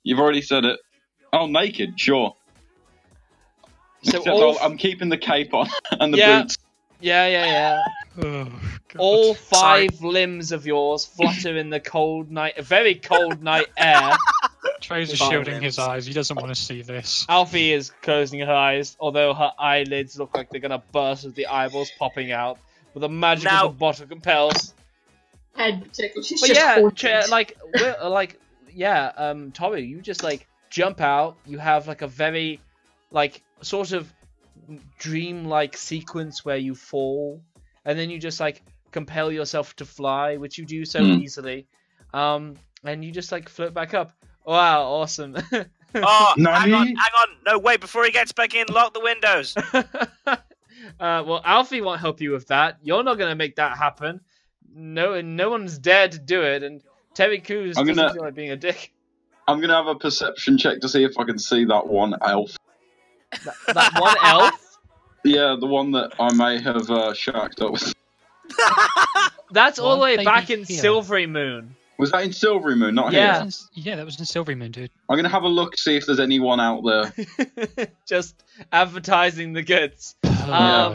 Yeah, you. Oh! Okay. Oh god. So he's gonna desecrate someone again. A very nice sea Toruh. Toruh. Okay, listen. I see through time. Listen. Toruh leaves the premises and goes on a naked flight around Everlund, like fucking Peter Pan around Big Ben goes around the Moongleam Tower, shimmering with its crescent moon symbol in the sky as it perfectly illuminates like a spotlight this flying, naked, caped vigilante that's going around hunting down for women to slam. And as he goes past the Moongleam Tower, there's one bard in there that goes, "Hello." I'm writing a song about this. Yes. Oh my god, does a mad pussy leap out at you? I've got a song for you, Rowan. It's called The Headaches of Trieze. So, Toruh, roll me 2d12. Okay. Your flight causes 10 innocent-minded ladies to swoon and either in shock or, in anime or in just a flustered state.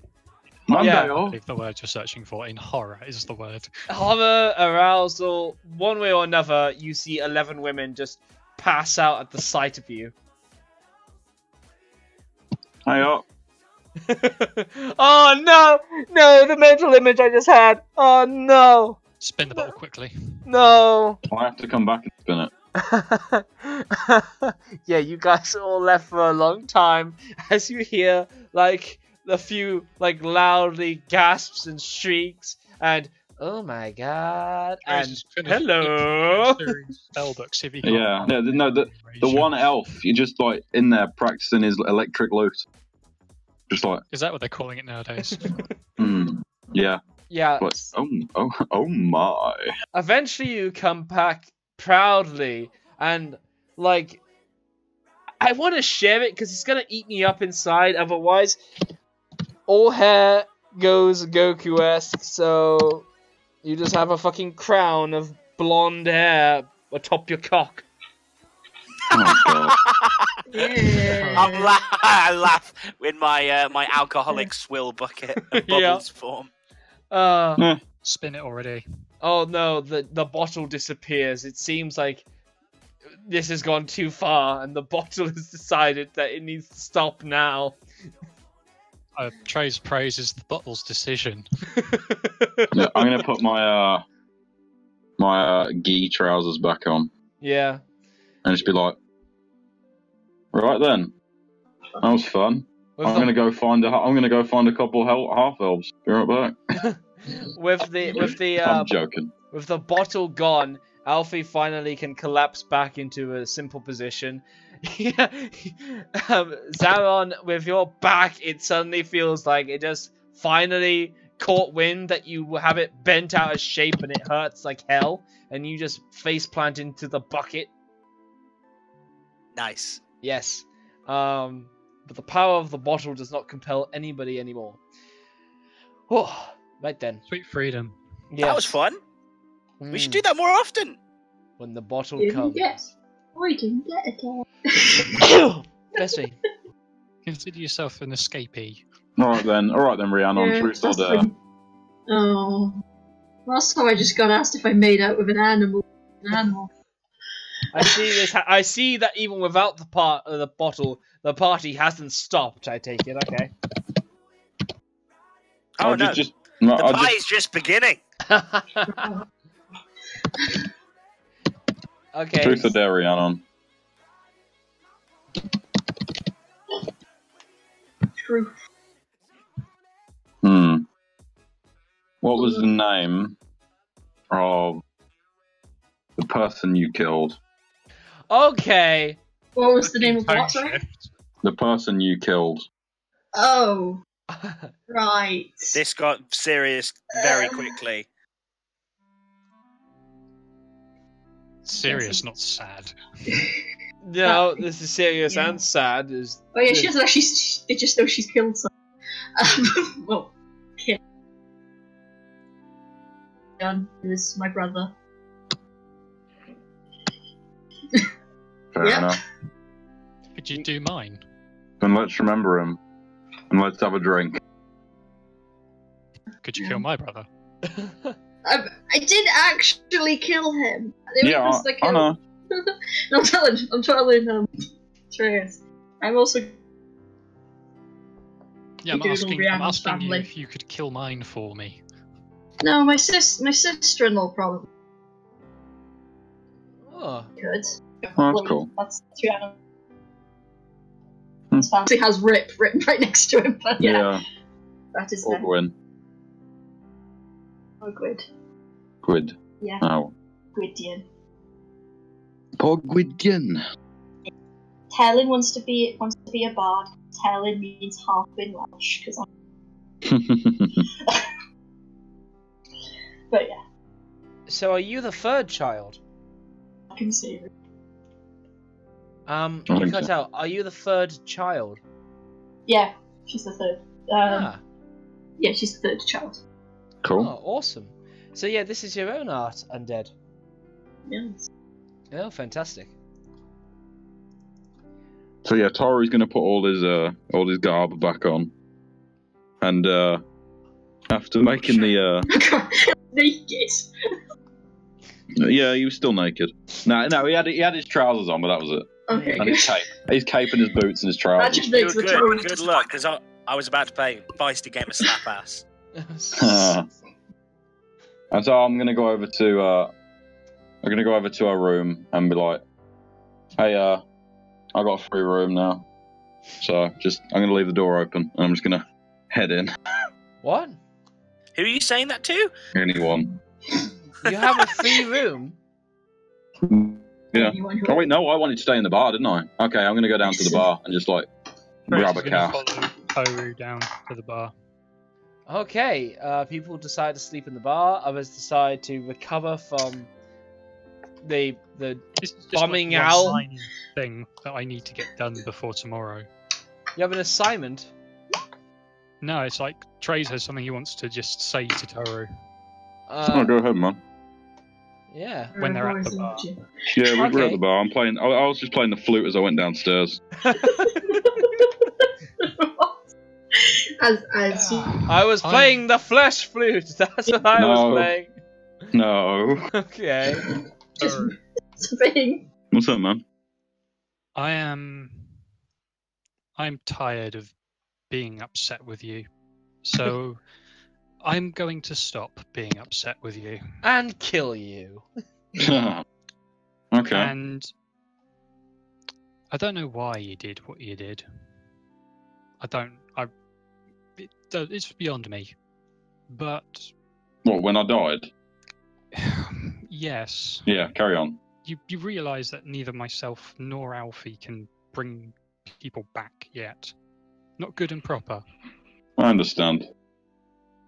But you did what you did, and I can't stay mad at you for much longer because, frankly, it's killing me. So. Hey, you know that feeling you got right now? Which thing? The feeling, how you can't be mad at me because you care about me. Oh God, what are you gonna do? That's the feeling I had when I did what I did. Well, at least I can stop putting energy into it now. So. I won't tell the others though. Don't worry. Good. Excellent. Immediately, Toruh walks back up and is just like, "Can't believe the gay chat I just had with Trieze." So, one other thing. Go ahead. Well, question. You've got a dad. I've got a dad. Lots of people have dads. I don't. Yeah, his died. That ominous voice has died. Yeah. To put it bluntly, you and your father, you get along. You love each other, right? Well, we did. What's that like? I don't know. Rowan's going to listen in because Rowan is also curious. I think the realization. Stealth, then, by the way, I think he was always a little distant. I always looked up to him because, your dad, you know what I can do, yeah. Like when I do rage. Yep. Well, that's not normal for a standard barbarian. Gee. And I was reading up on it, and so I went to my dad. Before I could do it, and I wanted to do it. I was like, "Shit, Dad, look at this! Look what I found out!" And he just did it in front of me, and I was like, "Oh fuck!" So then he sort of began to teach me, but like he was always very distant. But ever since I showed an interest in that, I don't know. I think. So you had common ground. I guess, but like, I didn't realize that I did love him until I realized what he is now. And I don't even know what he is now. Yeah. I mean, frankly, even I don't know what he is now. Your dad, that is. All I know is that, unfortunately, I might have to off him. That's guaranteed, friend. That's probably a guarantee. But, maybe... But if you've got, like... That you had something. You had a warmth between you. You had a bond. I think my main bond was with my grandfather. Like, if you're talking about paternal figures. I think, kind of what I'm getting at. I think what you need to sort of, he raised me in a way more than my dad did.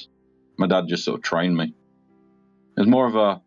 So he was more of a mentor to It was you. more of a relationship of common ground and respect, like you said. But, whatever bad blood is between your dad and everything, I'm sure... That's the thing. He still loves you in his own way. Maybe. I'd agree with you if we even had that. Mm. It's not so much as even bad blood anymore. It's...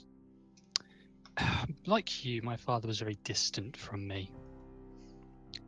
Very distant. I don't think he ever called me by my name until I was 10.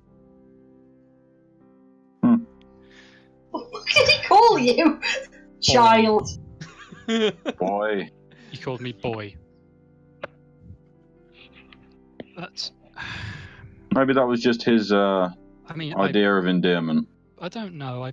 I respected him. I looked up to him. I looked up to all the amazing things he'd done in his life. But if you don't mind me asking, Bud, when did your mum die? Is it that obvious? Well, there we go. I was 12. When Can you remember how your dad treated you before then? Yep, exactly the same. Hmm. Well, no, correction. Mildly better. He'd actually look me in the eye back then. I don't know. He sounds like he's got some shit going on. We'll go see him, yeah? know. We'll go see him one day. We'll have a chat. And then I point to my back and be like, "Where my sword is," and we might have to have a more serious chat, but a chat nonetheless.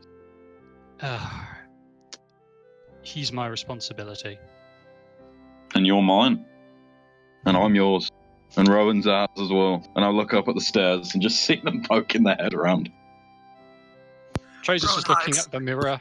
Trieze imagines like there's like a mirror in the back of the bar, and he just looks up at the mirror and sees them. Yeah, Rowan disappears. You can come down, I don't want to be intruding. Just never with you, No darling. intrusions. fair enough. And Rowan sort of walks down and... So, I just put my hand in the middle and just go, Team Daddy issues. Are we really calling it that? Sure. Fine. Team Daddy issues. Team Daddy issues. Woo! I was just interested what it was like. I think, you know, you'll find, maybe you do, mate. You're a snooty cunt, but I love you for it. And he sounds like also a snooty cunt. Maybe you'll have that in common. And I'll like whack him on the back. To be honest, Terry, my father, when he was very young, from the sounds of things, he was more like us. Well, you more than me. A bit of a fighter. Maybe you've just got to show him how much you're also a fighter, mate. Yeah, I'll probably bring the castle down on us doing it. And I'll be right by your side. And I will record everything to memory and tell your tales for years and years to come. No, YouTube will remember it till the day that YouTube dies. Yeah, and in this fucking day and age, it'll be about 5 months. What is this YouTube and why do sheep need rolls? God damn it. But yeah, let's go get some beers in. Yeah. And I just sort of nick a flask. Or a flagon, even. I'll leave some money on the bar for. Oh yeah, you've been given a whole purse ready for drinking money, so you have more than enough ready. Cool. Alright. I just shout up to the other guys. I'm like, hey, you coming down? Nothing. Okay, hello. You want to come down? Hello. I was summoned, I think. Yeah. Do you want a drink? Yeah, I need one. And we can bond over the mess that is family. Woo! Darling, the fucking meat shields. Yeah. Yes. By the way, my dad, if I ever meet my father again, he'll probably willingly adopt y'all. Yes, please. He's a cool guy. He'll love you all. Just look at the drawing of him in the chat. Oh yeah, no, that's a great. Very happy to adopt you. That's a great beard. That's a great cloudy beard. Oh man. Just to play baseball. I'm desperate for a paternal figure. Zaron is gonna ruin this amazingly touching scene by falling down the stairs quite drunkenly. Oh, excellent! Roll me a Constitution saving throw. Where is that? Do I just click Constitution? Constitution saving throw, but saving throw, but yeah. Oh, Wow, that's excellent. So everybody can hear your spine snap about 17 times or so as you do so, but with that con save, you just come out and land on your feet, and the forward momentum just has you staggering to the bar, and you land at the bar like, hey, how's it going, guys? Hey, I do the finger wag like, hey. Yeah. It's your boy. It's the boy, Zaron. I heard you were having heart-to-hearts, and I didn't want to get involved because you all had dads who loved and raised you. Mine didn't. Mine died. But I drink my pain away. So much pain. No. I laugh quite loudly. How late is it? It's not that late. It's very late. How late? Midnight. Oh, cool. This is still open then? Privately for you guys, yeah. Oh, we need bitches. Who wants bitches? Yes, please. Yeah. Like Did you see me when you were flying, buddy? Gonna pet dogs? Yeah, if you're into heavy petting dogs, I'm not gonna judge, but what? Oh, fuck. Not what I meant. I meant whores. I meant prostitutes.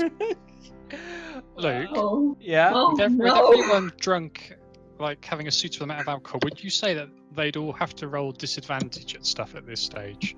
No, you do that as soon as you become poisoned, and that comes during the hangover, or after you've taken too much. I just want to hit the sleep to knock us out for the night.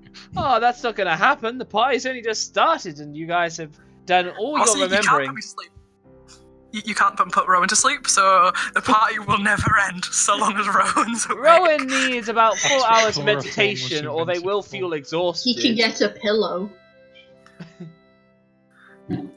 No, Dreams that's only the thing. tears.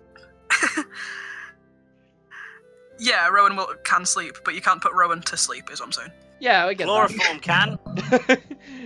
Maybe not. Magical sleep can't, but maybe chloroform medically can. But I don't know. Kinky, alright then. I mean, Kinky. hey, listen, Zoan. Maybe you don't have to go hunting for those bitches like you thought you have to.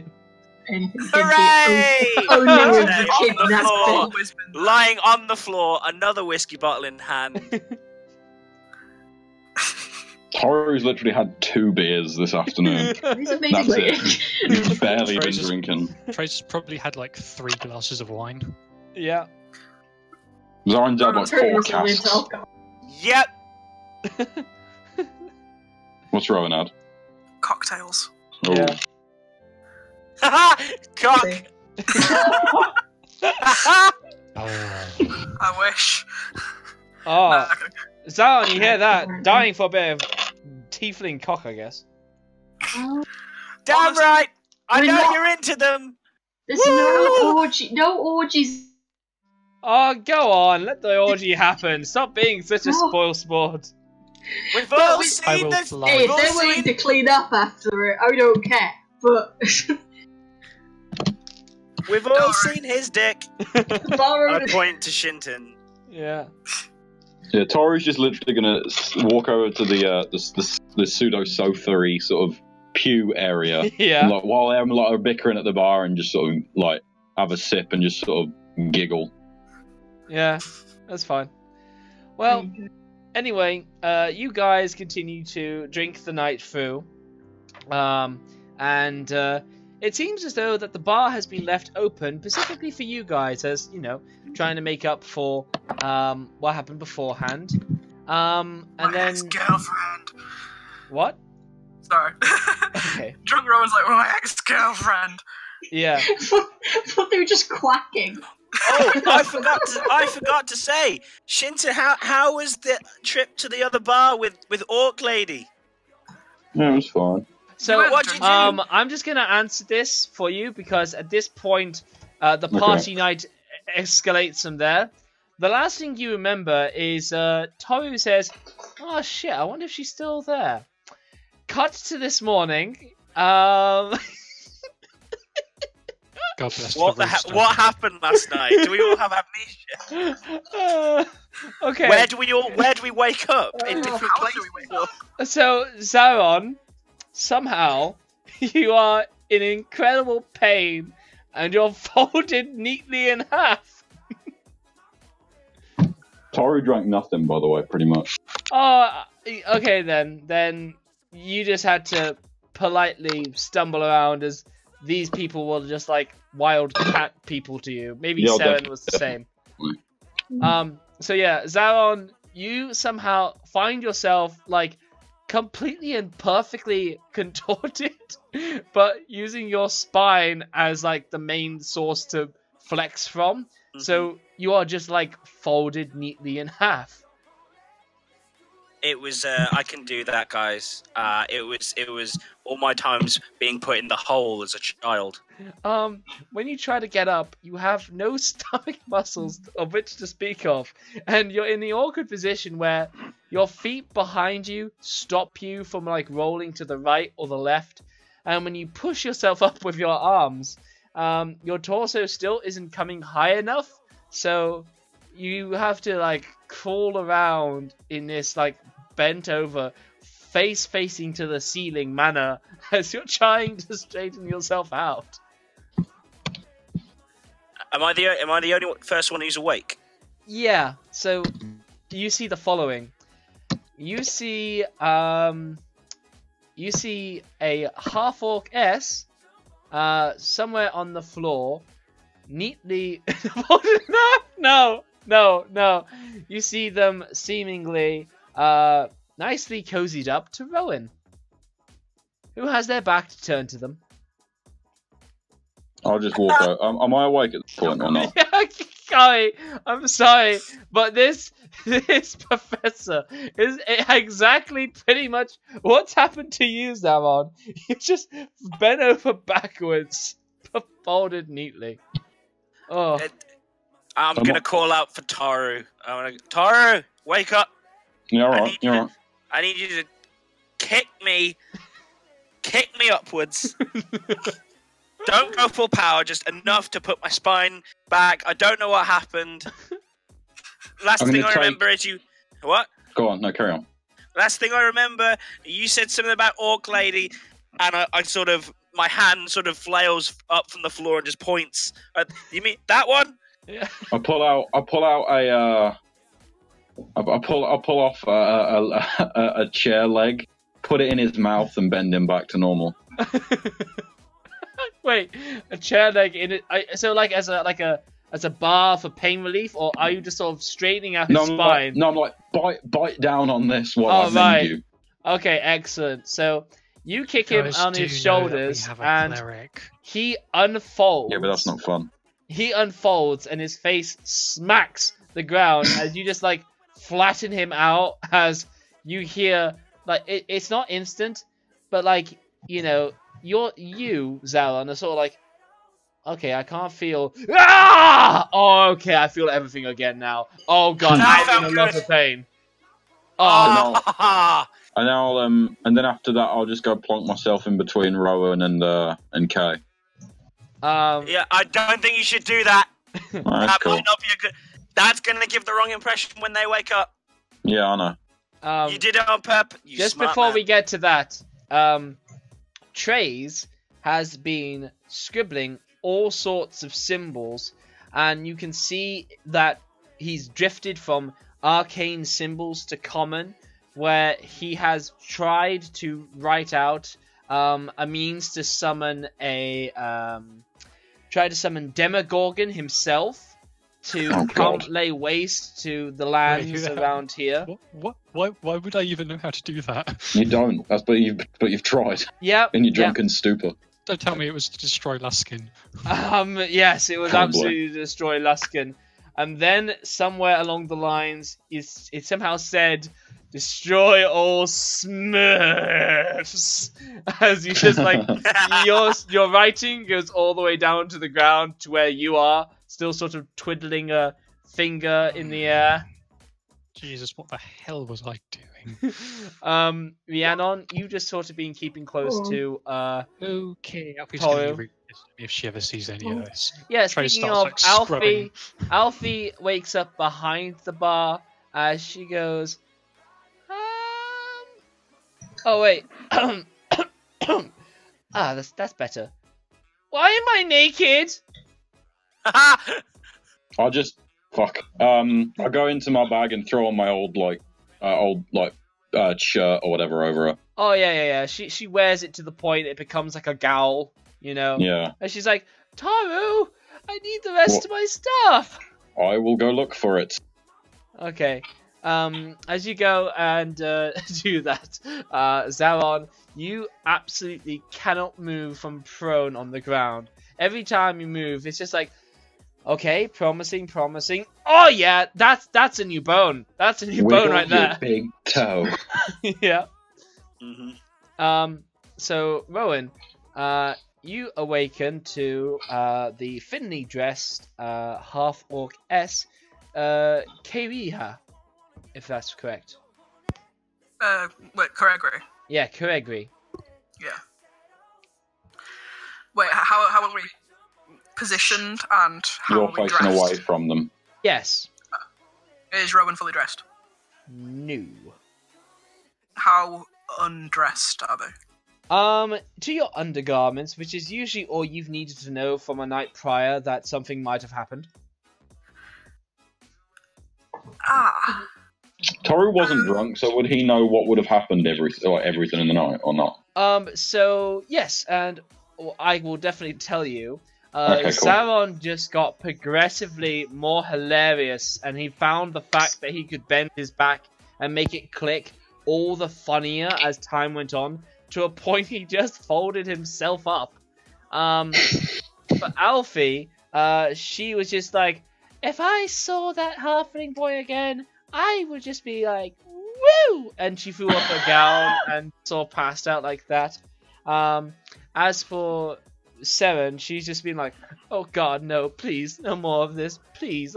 Can't we just all go back and think of nicer things, you know? Commune with nature, maybe? I hear nature's very good in the morning. Yeah, that's what Alfie's doing. Yep. Trieze was feeling... Somehow he became a little angry drunk, and he began to curse his father. So then he began to think, Demogorgon will fix all this. And then he began, and then it just like says, wait... Who the hell is Demogorgon? Yeah, you don't... demon. Kind of an archdemon of insanity and rage. Oh, But- bloody hell. But anyway, you sort of like continue on as you're just like, wait, no, not my dad. My dad isn't the worst one. It's those Smurfs. It's those damn Smurfs. They're controlling everything from behind the scenes. It's They all their run fault. Luskin. Yeah, Luskin's just a hodgepodge of Smurfs in disguise. That's how they get past all that shit. They were Smurfs. My God. And you have like Makes other sense, formulas where you've like explained, or it looks like you've explained to someone. And Toruh, you know that this was you, where Trieze has been angrily explaining how and why Luskin is just nothing but Smurfs. Cool. And yeah, as for Rowan and Kiregri, that basically you had basically sort of had the idea that these two can get along now, you know? Kiregri was going to apologize, and when they saw each other, the details are hazy because a lot of talking happened, and there was a lot of like catch up involved. But the bottom line, the two went into a private section as they were like reminiscing, and it looked as though it was going well. Like the two were getting along and they had sorted past their prior history. I'd like to think I would have like stopped him from doing anything untoward for Kiregri's sake. Well, Rowan was a little bit more for it.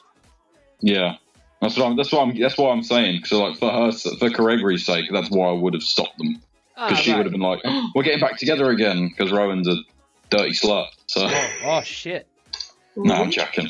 It was at this time that it was at this time that Alfie was going streaking, and you had to diverge your attentions, and you thought, well, the two are going to keep indoors, and Seren had already lost sight of Alfie, and she was like, I'm going to find that halfling boy! I'm going to go all the way back to Waterdeep if that's what it takes! I tied her to the bar. Yeah, that's more or less how that worked out. And by morning, she just slipped free. You live here now. Yeah. So, anyway, Rowan, everybody seems to be awake ahead of Kiregri. Rowan's going to very, very gently wiggle free of her grasp, put the clothes back on. I hope no one saw anything. Everyone's looking at you. I saw it. Yeah, no. We did. It was upside down, but I saw. All right. Well, did you enjoy the view? Trace is just savagely trying to erase the Pretty demons good! stuff. I say from the floor. And so basically, clothes back on. Gonna look at Gregory. Yeah, don't worry. Don't worry. Yeah. Yeah. Look, So, don't Rowan, worry. your experience tells you, get out. Yeah, Rowan's been like, right, where's the best place to run? I'm gonna grab Rowan on the arm and stop him from leaving. Please. Nope. Please. Wait, and then I'm gonna throw a glass of water over Kiregri. Oh, No, don't. shit. Okay, yeah, you have the strength to hold Rowan in place. And yeah, you totally walk to the bar. There is no water. There is, however, more ale. And Yeah, you right. splash it over Kiregri. Her name is... I gotta practice her name. Kiregri. And basically, she just snaps up into sudden attention and she's just like, what? And then she looks around the scene with a bit of confusion as she sees you dressed and she goes, right. Okay. Shinten, yeah, this is, what happened? Nothing happened, don't worry. But look, Probably look. deception. Okay. Yeah.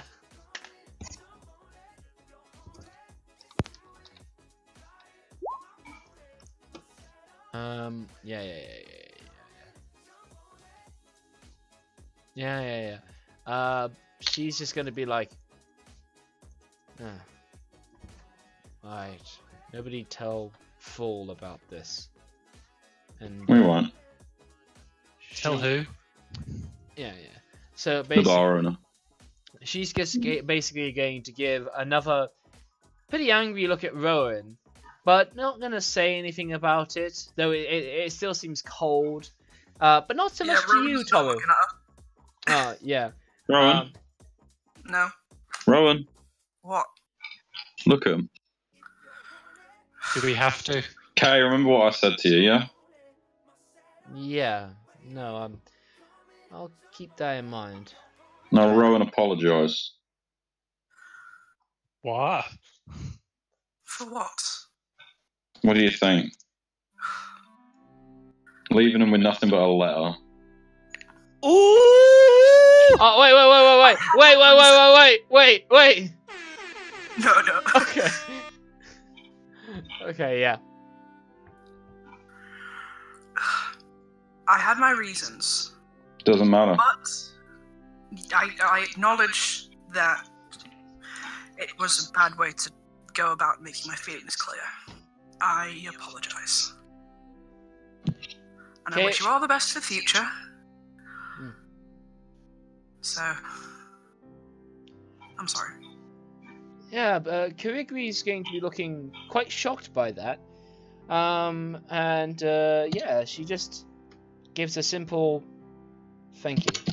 And she looks back at Toruh again, as maybe there's a bit of a fondness there, or respect rather. Gris sees this and suddenly feels ill. Oh, come on! Not with the gay shit I've seen between you two that I've already put the fandoms for. Yeah, you going to like feel sick at the sweetness of personal development now? No, in fact, it just reminds him way too much of his brother and his brother's orc waifu. Oh, brilliant. Okay, yeah, that's fair enough then. Basically, she just gives you a nod of respect and walks off solemnly. I just catch up with him and like, hey, and just pull out my arm just for a handshake. She goes for it and Pull him in for a hug. They're awkward about the hug, but they go, no. And they basically, the handshake is basically a firm clasp of brawny people, you know? Okay. Yeah. You know, you be a fighter for so long, you expressed your emotions through muscles, not hugs. I'll just nod then and say, hey, if you're ever in Neverwinter, go to the Shinton Alchemy store. Oh shit! It's Shinton Alchemy store, of course. Oh no! We get some supplies over from there. Well, you know, that's my Mars place. Oh well, very interesting. When we get some of the patrons that want to vape out, as it were, we get some of their supplies. We light a few incense sticks that apparently are made from cat hair. It's unclear. Yeah. We light some of them up, and it puts the patrons at a lot of ease. Yeah, that's just sort of a new thing. It's all the trying rage. to avoid that. No, it's all the rage across the Sword Coast. Yeah. Every major city has got some of that cat hair, I think. Yeah, just want to say it's not just cat hair, and that's all I'm going to say to you. Okay. No, I'm saying this to Gregory. It's like just don't avoid it, okay? I don't know. There's been nothing but good reception about it. Just avoid it. It's the Shinten madness. Yeah. Oh. And I'll just give him a nod as they walk out. Yeah. Can I get off the floor? No. No. You need help. help. I'll go and help you up. I'll go and help him up when Gregory's left. Yeah, so when you do, he is as limp as a dead fish. Except for his mouth and his eyes. Although he still, like, kind of has his mouth hanging open, drooling, but he can still talk. Anyone got a restoration? Alfie's like, Here. Oh, is Alfie got all of the shit back? Did I find it? You go back to your room and you find it. Okay. So Rhiannon likely was smart to keep it somewhere safe. Yeah. Nice. But basically, she just grabs her holy symbol, still in the shirt that you've given her, as she does the spell casting. Zaron, as you're sort of left on the ground, open neck of large shirt opens up. She's naive enough to a point where you get a glimpse of everything. Nice. I'll just kick him. What? A new spine breaks. Oh, actually, no, that helps you align everything together. And you are in agonizing pain. Give me a Constitution saving throw. You have proficiency in having a broken back. This is very normal for you. And you just... Don't worry, it'll fix up. Fighting pits, man. Broken backs all the time. Yeah, you and Kerigri could have probably gotten along really well. In fact, no, at one point that's, you did. I wanted to talk to Orc Woman, but you wouldn't let me up. It wasn't like he didn't let you up, but more like you were stuck there after you just thought it'd be funnier to show. I'm talking to her when she does her singing shit. Okay. Alright then. So yeah, speaking of Rowan, after you stormed out, looking at the sun in the sky, you are late for your performance. Oh dear. I'll fly him over. You're flying him over? Fly by yourself. No, Rowan's just gonna run. Yeah, but Okay. I'll pick him up because you want a fanfare at least, don't you? You want to, if you're going in late. So I'll just be like, do some dancing lights or some shit as we're landing or whatever you've got. honestly, the best thing Rowan has is minor illusion. Yeah, do that. Fuck it. Okay, minor illusion. Excellent. Ta-da! But yeah, It's yeah, go on. you rush out to the main square, being flown over by Toruh, and because you have not declared anything else to me, you bring some dazzling lights out as Toruh sparkles and lowers you down, and you go, ta-da!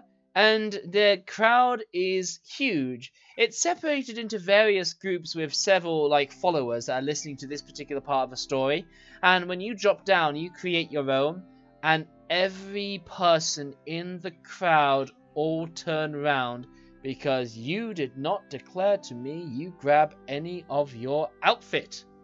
No, hang on, no, I said I got changed as soon as They did, to be fair. In fairness, they did. Oh, fine. I mean, as funny as it would be for Rowan to be totally rocking it. Didn't grab her instrument, though. No, They'd always have that on them. if they got their clothes, they got... Yeah. Wouldn't need it anyway. I mean, Rowan is an actor and a poet as well as an instrumentalist, so... As we land as well, to draw more interest yes. in us. Oh, lightning rage. Oh, fucking shit. Alright, you've spent the rage, and yeah, you like Thor at the end of Ragnarok, it's like... Yeah, no, and...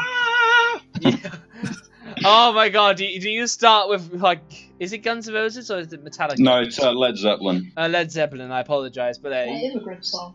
Rowan starts up in Led Zeppelin. Come to the land of the ice and fall from my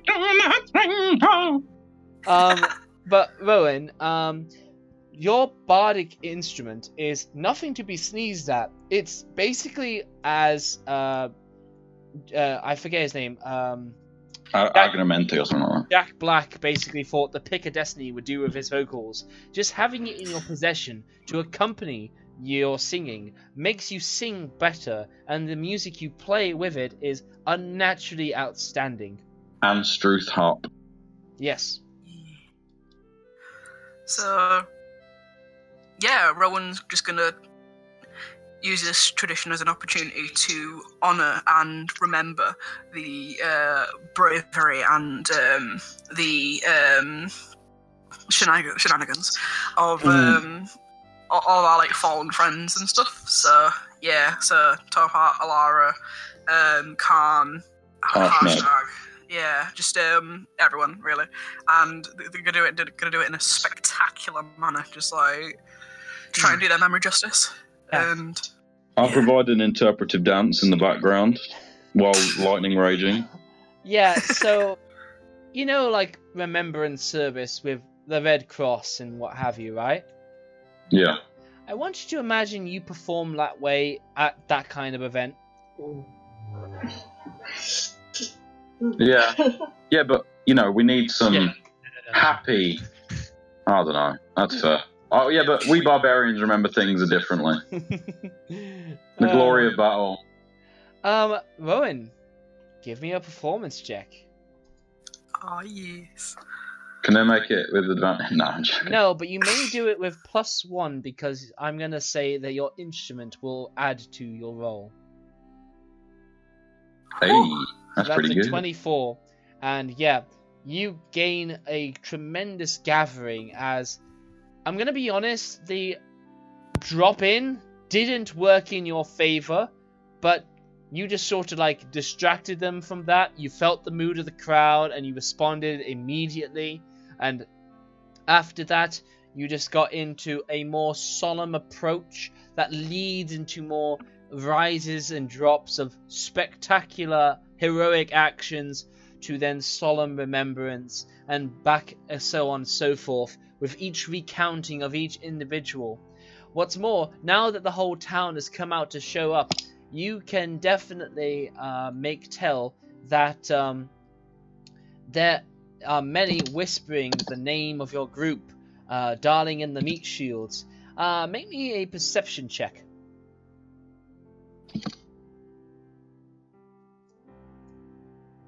Just Rowan. Okay, so you're got your work to do. You're not paying attention to whatever these fuckers have to say or whisper about. When Rowan starts to get the crowd, I sort of like skulk back in to sort of like lean on the side of a building. Yeah. So given the nature of the square, you basically just leave the square in essence. Mm-hmm. I want to keep them and everyone still in sight just in case anything happens. But yeah, Toruh, you feel a rustling in your pocket. Okay. What do you do? Is any of our other party in the square yet? No. Which way is it coming from? Your pocket. Yeah, but like It's not your runes giving a hint to anything. You just feel something in your pocket.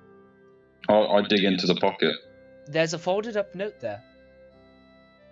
I open it. It reads as follows.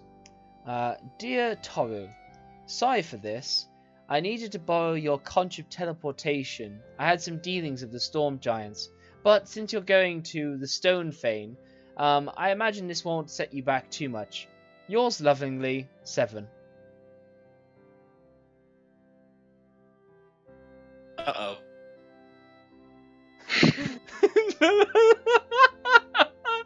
The pause here is really, really spectacular. I put it back in my pocket.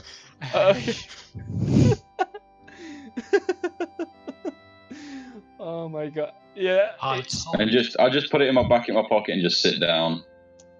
Oh, and I just start like twirling. Do I have a dagger? I think I've got a dagger. Oh, okay.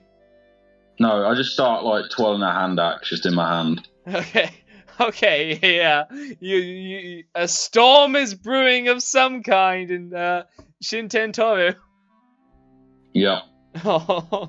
And then I fly right up into the middle of the square to just have a look at where everyone is, like see if our guys have come yet. You eventually see your guys come. Alfie straggling along. She promises, like, you know, she'd see everybody at the square and then she'd go off on her own way. But yeah, she follows everybody to the square. Okay, I'll go and grab Rhiannon, pick her up just high enough so no one can hear us, and just start talking to her. The crowd is a bit afraid of all this flying around, but they reckon it's part of the act, so you go on. Yeah, so I'll pick up Rhiannon, fly up about 35 feet. Okay. I came back at a weird moment. Yeah. Well, basically, I'm just like, so, you know Carl? You know Rapey Carl? Carl! Yeah. Yeah, you know Severin Rapey Carl? Yeah, I was like, who's Carl? He kind of stole our teleportation conch. Oh. Now, I'm telling you because I trust you implicitly. Yay. Try. And I don't want to worry Alfie, and I don't want to worry any of the others. And you're the only other one that hated him as much as I did at the end. But you've also told the person who's literally Yeah. worries constantly. But Yeah. I get where you're coming from. I do hate the bastard. Don't tell the others, please. I'm sorry, but I will not mention it. Thank you. Now, you keep the others safe. Make sure Zaron doesn't drink himself to oblivion. I'm gonna go with Alfie for a bit. All right, I promised I would.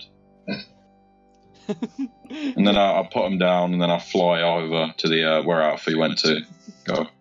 How did you go? Just for the purposes of this, Trieze, you are not aware of the conch being missing at all. Neither will Rowan, and the only ones that will be aware of it. I have to vent somehow, man. You guys haven't checked on your, bag of holding and its contents for quite a while. Remember at the beginning of the episode, I said, everyone make sure to check your bag, and I hadn't heard back from anybody, or if anybody was going to do that check. So. I thought you just meant our shit that we've got. Yeah, that is one of the same thing. Okay. But yes, it's impossible to guess when he took it, because he couldn't have been right now. No matter how sneaky he was, he couldn't have. Well, give me an no, never mind that. I'm proficient in Arcana. Oh, fantastic! Give me an Arcana check. So even with that roll, you know one rule of magic. I mean, above some others. You do not open any sort of teleportation or extra dimensional space where it concerns a bag of holding. In essence, it might cause a magical wormhole. Yeah. But, with that being said, you've had it on your person to a degree that you fail to see how they've nicked it from you, at least while you've been away from him, so the only time he might have nicked it is sometime prior, while he was in your employ. And when he took it from you and left it in the scenery or something, you do not know. Well, I'm not going to ponder on it. I'm not going to tell the others quite yet. Okay. So I'm just going to go find Alfie and go pray with her. Yeah, so Alfie already has like a spot lined up for you, as you both have prayers to Ilmater, and basically the clerics are especially amazed to see someone of your sort there. The clerics / priests that are already there, as Alfie will explain that typically clerics of Ilmater, or those that serve Ilmater, usually are those that are of a softer disposition, It's not often to see a fighter of all kinds, but it makes the most sense. You can only be suffering the most if you are at the front line of it all. There are many deceivers between our group, many that try to deceive others by hurting themselves in order to gain money, by apparently blessing a place, by hurting themselves at the footsteps of some ignorant small folk. But in your case, I would think, as a cleric of his, that you do Ilmater's work far better than many would understand, I think. Well, softly. I think he gifted me with the things I can do, so it's only right, isn't it? Ilmater wouldn't gift you such as that. Ilmater wouldn't empower you, but rather he would help you recover. That's what Ilmater does. He tries his best to take on the burden of others, and you embody that in all you do. Ilmater wouldn't give you a power to inflict pain to others. That's the opposite of how he works. Though, well, he gave me the power to protect those, I guess. That's true, but it still isn't how he would work. No, I'm pretty confident. And do you feel like it was given by Ilmater? I think to an extent it might have been, but another thing, probably not. Search your feelings, Toruh. You know this is not the truth. I'll just explain to him how when I died 56 hours ago. You're very... Yeah, very, very precise. It's like an employee, like, health and safety thing. It's been 10 hours since an employee has lost a finger. You know? Yeah. And I just say what happened. You know, like I spoke with Ilmater, I spoke with Tempest, and I spoke with Egg Genocide. That's not exactly true. You were not like that much of a conversationalist, but like I met them then also. Yeah, Alfie was aware of this, and she was aware as you woke up, as she nods and agrees that you confirm what she basically saw as she was willing your soul back into your being. And while she was doing that, she was allowed a glimpse at the divine intervention that was coming through to you. After which, she basically knows that your power doesn't derive from either of these gods. The only thing that maybe was deemed after this was that both wanted you in their eternal halls of divine service. Both fancy you in a sense of what you provide. Tempest likes that you are of akin to a storm, honorable fighter, and Ilmater likes you for your self-sacrificing nature. I'm going to ask... Yeah. Oh, go on. No, you go on. Well, after that, I'm going to ask one of the clerics, like one of the more knowledgeable-looking ones, just say... Alfie is the most advanced cleric / priest, and even then, this is an all-faith shrine, so... Never mind. Nobody of it's an all-faith shrine. Yeah. Oh, okay. Well, I'm gonna talk to him and say, do you know of like any evil air, storm, lightning gods at all? They look to each other with confusion, but they think Umberly might be one. The sea bitch. I'm thinking, like some sort of weapon, maybe. Like there was a weapon that I've seen, and it was definitely a he. They won't be able. They're not able to think of anything. No. Okay. Fuck. Okay. Well, thanks for your time. They nod sovereignly. I'll nod back. I give him like one of those like Avatar sort of like bows, you know, the fist and the open palm. Yes, I do. Yeah. Even martial artists. Yeah, there we go. That's fucking Avatar.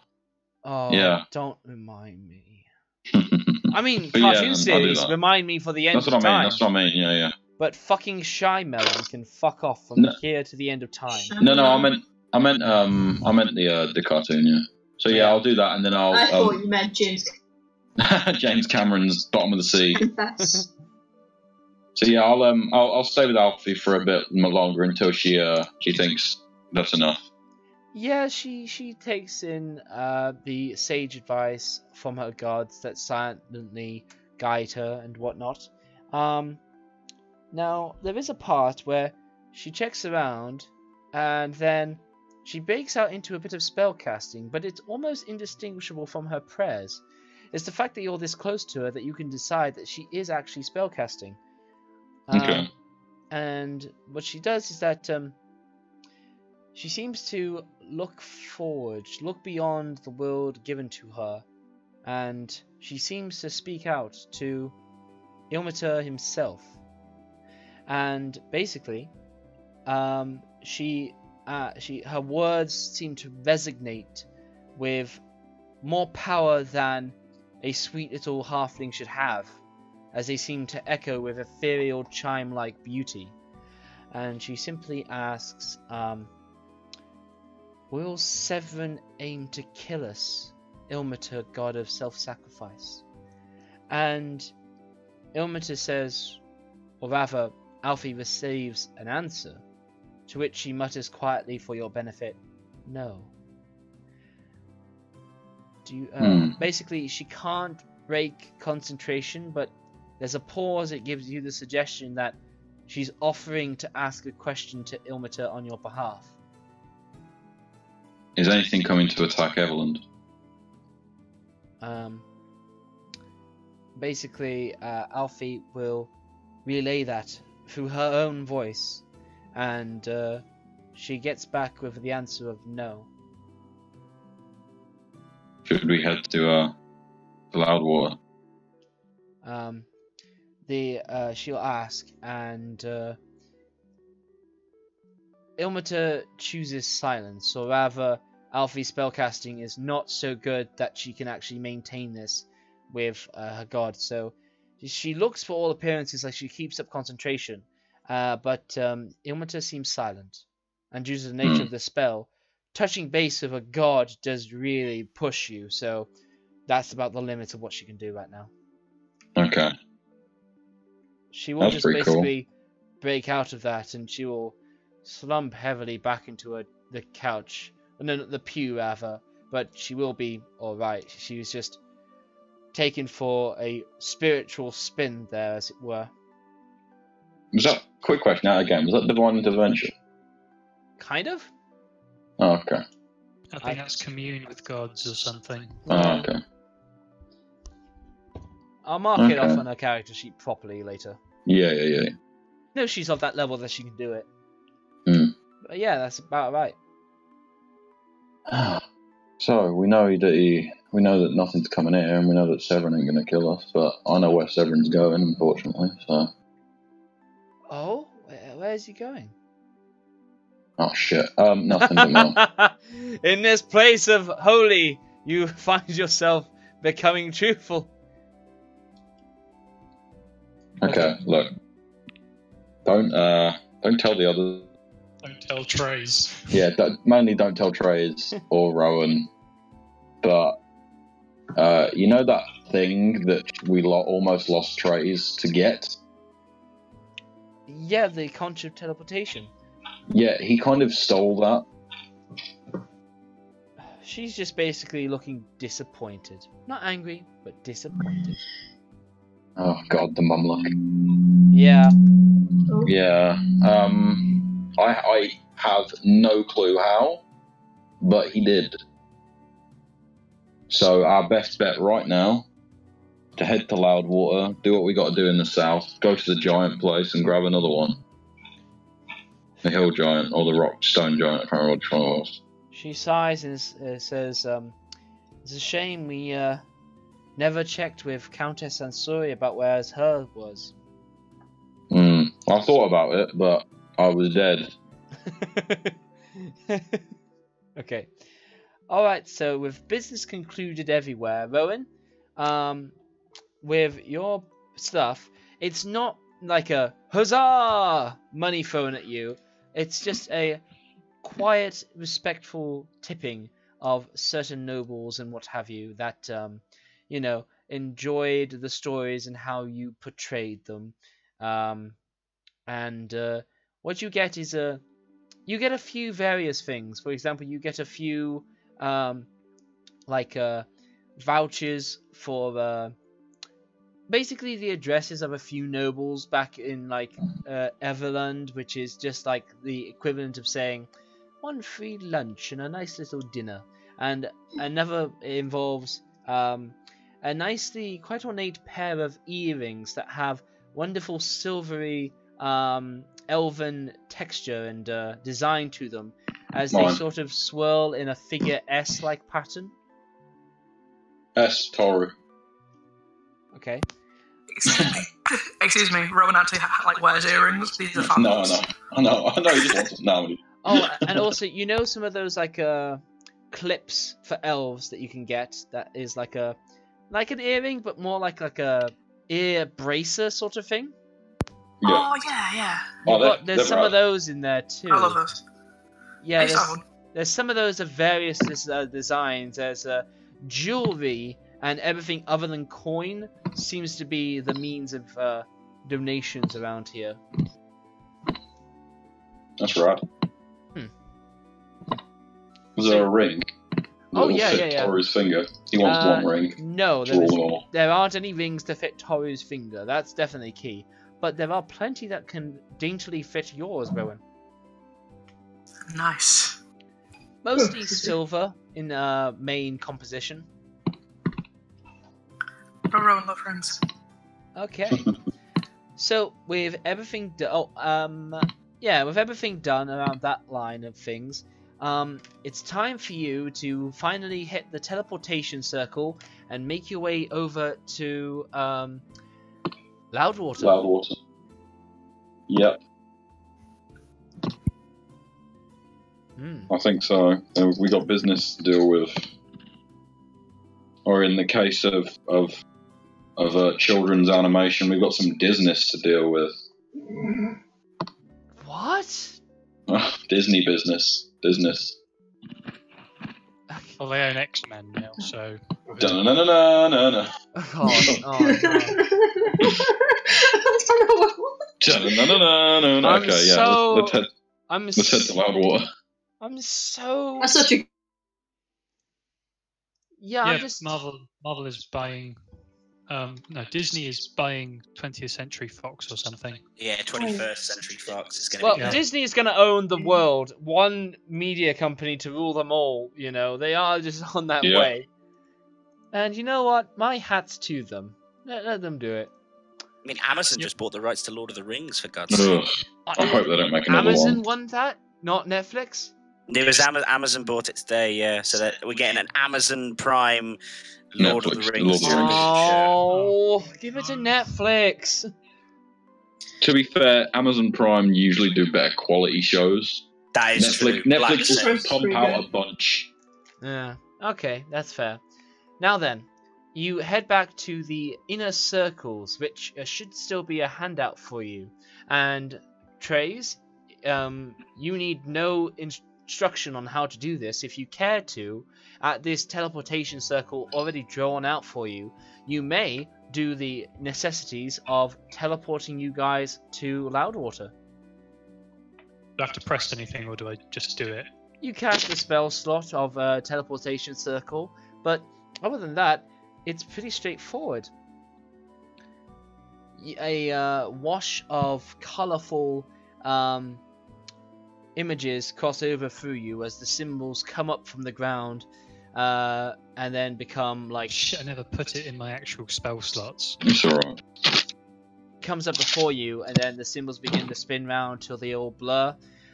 You continue your intricate incantation while doing the appropriate gestures as you feel the power of the room guide you and also assist in your casting to make it especially easier. Heimdall! God, pretty much. Damn it. No, not God. Not you are Heimdall then in this case. But nowhere near as badass. So, you find yourself in a 30-foot square cellar that you do not recognize. But when you go in there, you see like a kind of simple straw bed, and there is a Trondaffin human sort of sleeping there, unaware of your presence. Do I recognize the human? You do not. He's quite heavy-set man, and he seems to be kind of large and lazy. So I go wake him up. I'll do it. Okay. So basically, he has that kind of awaking that comes with like a shit. Basically, as like he's there and then he like falls out and tumbles out over the bed as he goes. Sorry, Bonnie. Right here. Hey, Trieze one Magnus. Oh, hello. When were you a Harper? Well, I'm not. Oh shit! But my friend here is. Hello. I move aside to reveal Rowan. Sorry, you are all with the Harpers, right? I am. Don't worry. I will. It's all right. They're with me. They're good souls. Rowan Amakir, Harper. Hi. He's just getting like catches heart as he goes. I can't afford another scare like that. It might be the last. I just walk up to him and go. I just walk up to him and go. Shinten Toruh, Zealot of the Gods. How you doing? He looks frightened and confused. I give him a wink, and then I just skulk back behind everyone else. I just wanted to make it awkward. Yeah. I'm Rhiannon. I'm important too. Hello. Of course you are, Alan. Yes. The most. This is Terry Crews. The dragon cultist. X. Yeah, Dragon X. cultist. Hey, he's like, hey, Alan don't Noble's tell me son. out. I still like my dragons. And I'm Zaun Tracian, former child slave, and You're always bringing the mood down, dude. Don't have to It's- tell everyone that. yeah, it's sort of important to me. I God, want Zara, everyone to you're know the- where I come from. Zaron, you're the new Rhiannon. Jesus. Aww. I'm joking. I love you, really. Aww. It's fine. I know where we are, and it's close, and it's bringing back some memories. We'll go after, yeah? We gotta do something first. That's fine. Okay, so he's like, so, Don't worry, I won't tell anyone you're a harper. no, not that. Mr. Von Magnus, Yes. so, Oh, shit. don't be mad. Don't be mad, please don't be mad. I, Trieze von Magnus of my name, swear that I shall not be enraged by whatever you say. Oh, good. Okay, we built this underneath your bar.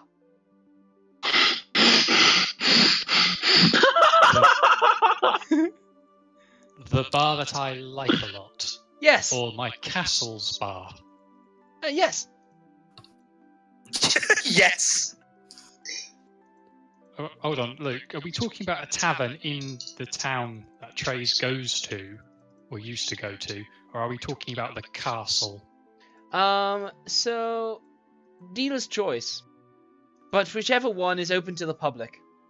Whichever one makes Trace Wouldn't more be the angry. castle. Yeah, whichever one makes trades more. No, it's open to the public. So if yours at the castle is not open to the public, then it's not No. yours. Oh. Makes sense, I guess. Yeah. But you still own it Mildly. regardless. Well, it's kinda, yeah, I own the town, but... Yeah. Okay, I'm not... You know what, it's good to have a method of fast trade between city points, and the Harpers do good work, We try. so... I'm not going to be mad about this. Okay. He just goes, "Oh, first believe. I was afraid you were going to make me into a zombie. But I have your word, you're not going to do that." I said I wouldn't get That's angry okay. about you. I never said anything about violence, T, let's go. T. and I'm not going to do anything about it. Right, so that's Will not- I harm you? I'm just gonna shoot Trace off. Just like, come on, dude, let's go. Okay, let's So basically, find a man who lives under your pub. the heavyset dude What? basically leads you to a staircase, and have you guys seen Fantastical Beasts and Where to Find Them? Yeah. A bit of it. Yeah. He leads you up a set of stairs that basically he opens a curved lid that actually is a chest. And when you like look over it, Trace, you're like, "Fucking god damn it, this is my chest. I left it here for my shoes." This is his barroom shoe chest. Yes. God damn it. But you recognize the bar instantly, as this is the Smiling Satyr, or Satyr. Slater, yeah. No place like home. Yes. So right now you're currently like in the cloak room, basically, as you shuffle past a bunch of cloaks, and and a box just served for your shoes. And when you bust out, you find your way quietly moving towards the tap room, and basically the mage doesn't. He doesn't leave by here. This is like his job to just hide in the ground and teleport Yeah, people. Took a guess at that. Yeah. So yeah. Let's go see Daddy. As you like slowly bustle out, the crowd is like perfectly enjoying themselves, where it's like you were always here, but when anybody catches their eye, their drinks will drop. mouths will hang open, as you coming home is a big fucking deal. Hello! Yeah. We're like a bad time. Evening all. Evening all. How's everyone? Do I see anyone I recognise? Yeah. You recognise some of the common folk, some of the lesser nobles. As things stand of Loudwater, there is a mayor sort of person. I'll just check it. The High Lord, who is basically the That would be Dad. No. He's like the count or something. I'll just check.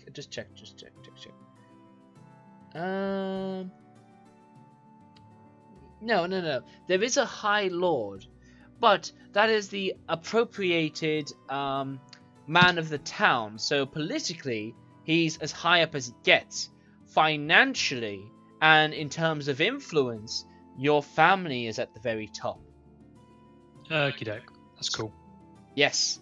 But you guys all walk in, and yeah, Trieze, everybody is astounded to just see you just materialize out from your bar, as in none of them saw you walk in, and it's been several years, something like that. It's been Trieze left about 1.5 years back. Yeah, and like people are already muttering about you, and people are afraid to like talk to you directly, afraid if they're about to be flogged for doing so, you know. Today is a day of great remembrance. Oh yeah. A day to remember all the sons that didn't come home.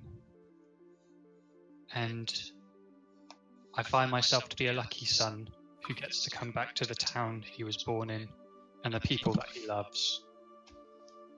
They will nervously... To the remembered. Trieze will get a drink and just lift it and go, to the remembered. You could decide what speed these people lift their drinks, and they will do so exactly as you do, just so they don't step out of line of your presence. And they all will raise their drink and will quietly nod in respect and to your words, for sure. Now then, when you get out of town, you see this quite a pretty large settlement, to be honest, and it seems to be filled with people. It's especially filled with people, given that, from your experience, Trieze, the generations that have followed into making this one are all refugees from the surrounding areas. For various reasons, they've all had to come to Loudwater, as Loudwater is the last bastion of the southeast, basically. Does Trieze see any members of the town militia? Yes, there's plenty in order, and they stand to attention to see you around, as most of them are funded by your father and his former unit and banner, but they act as town guards and whatnot, though they're all trained by militia-style veterans and whatnot. Trieze is going to return their salutes with one of his own as he walks past. Yeah, so your place in this town is absolute. Everybody is immediate. You just have to snap your fingers, and somebody will be here to listen exactly to your beck and call, and nobody is going to talk back to you. In that case, Trieze is just going to wave over one of the higher-ranking militia officers. Yeah, he comes to you to attention. Now, Am I bigger than him? Yes, you are. Yes, Cracking. they're all. Most of the militia are humans. But he is various bits and bobs. Yeah, he is almost your age and a half, maybe. So he's got some experience under his belt of dealings with the common folk and what have you. Cool. Good evening. Yes. Sorry. Good evening, Von Magnus. How have things been? Since your absence, my lord, I can report a safe and steady dealing in the town. Good. I heard some rumours that some stone giants might have given us some trouble.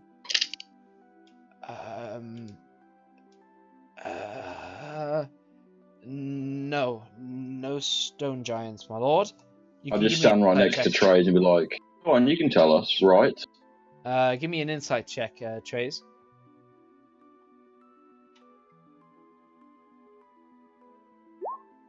Okay, he's telling the truth. Okay. Funny. Can I give him an insight check? Yeah, you give him an insight check. I'm gonna say no because this is your town, Trieze. That makes sense. Okay. Your town. Trieze, You are. Trieze, Yeah, go on. gonna accept. Toruh's skeptical Okay, then. good. Is my father in? Yes. Magnus Senior awaits you, or rather, he can be found in, your family home.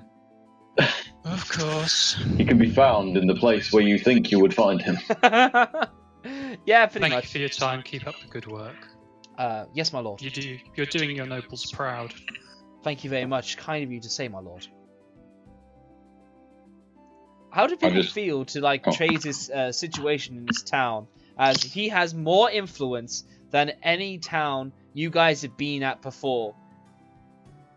It's kind of just... He actually feels a bit more humble, I feel. Okay. He's been a bit more humble than what he was in other towns, especially. Yeah, interesting. Which is putting Toruh a bit off guard. Ugh, Let's no. go home. And then, as that's, I'm just gonna like my fucking giant red war banner, fucking giant sword, glimmering, fucking. I'll just look like a treasure trove of mess. You are a treasure trove of a mess, but this is Trize's home turf, and he has. Oh yeah. His upbringing was monitored by several across here. He is a fucking Bruce Wayne of Gotham. You just need to accept that is the case, as his next financial decision could ruin this side of town or benefit this one.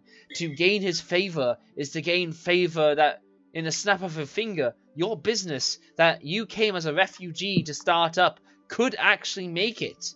You know? Yeah. I'm just a lowly Clark Kent in this situation. You are indeed a Clark Kent, and Trieze is your kryptonite. Think of it this way, at least you can beat me in a fight. Can he? He got very close. If I'm Batman and he's Superman, then Superman trumps Batman. Trieze with prep time. Batman with prep time. Hey, in DC, didn't Batman trump Superman? Because of with knowledge? prep time. No. Yeah. Just no. No, if Batman had no prep time, Superman would kill him instantly. If Batman had prep time, If then Superman really wanted to kill Batman, he could fly into the atmosphere and heat vision the Batcave from orbit. And then Batman gets but out if his Bat Batman- mirror. But anyway. but if Anyway. Batman had prep time, Batman would. Anyway, yes. So, Zeron, what's your experience? Because you know in your life that at home you always dealt with trade at Loudwater. Loudwater was the London to your Yorkshire country town, really. What are you trying to say about Yorkshire? I don't know. I think of somewhere that's rural. I think Yorkshire, okay? Alright. Ugh, Leeds. I know that. I'm joking. Leeds is a city. Exactly, I should know. I'm from Leeds. Ugh, And it's a great city. I'm joking. I'm just going to point out now I'm not from London.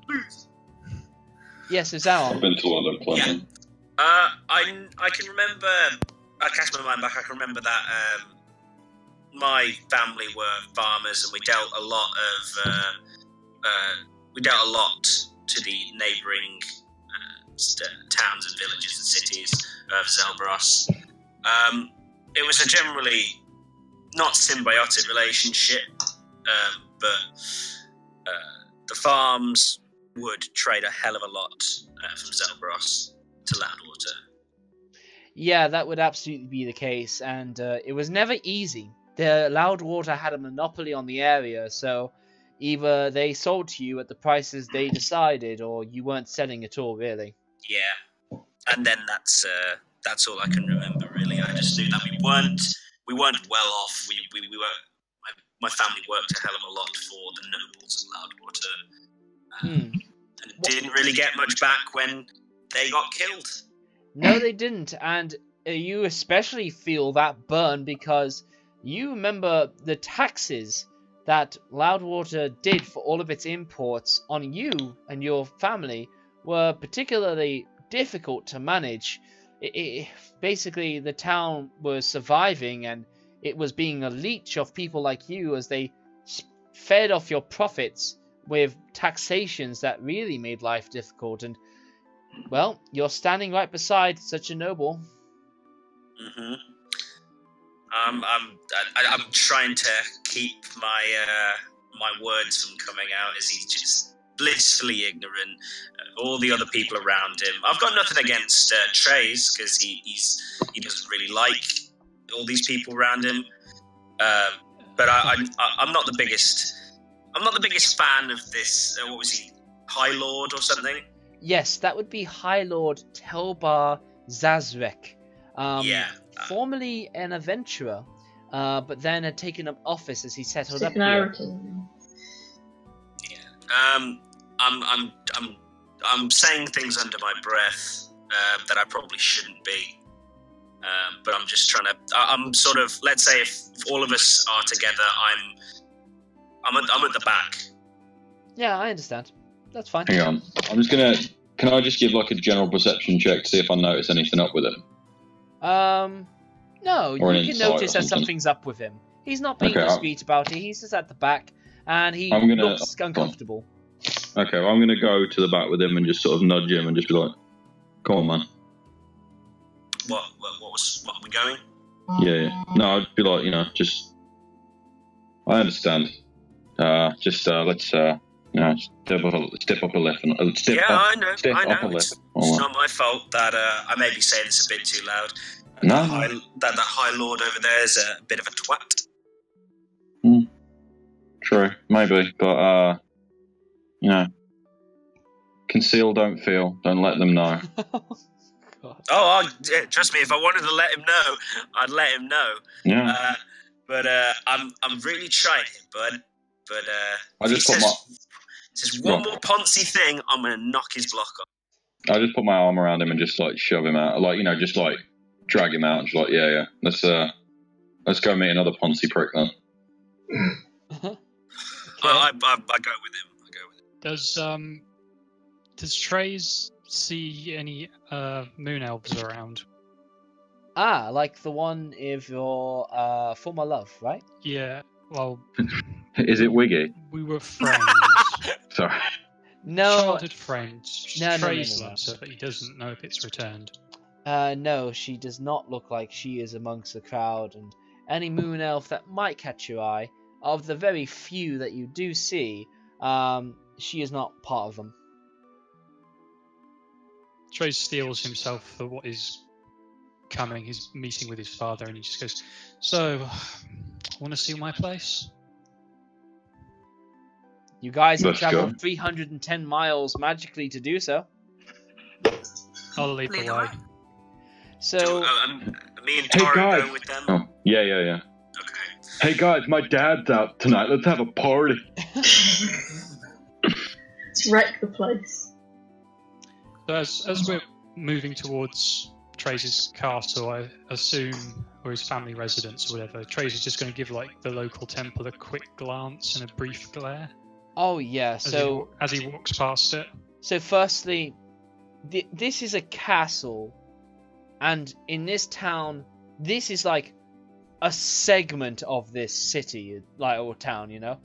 It's like its whole section to it.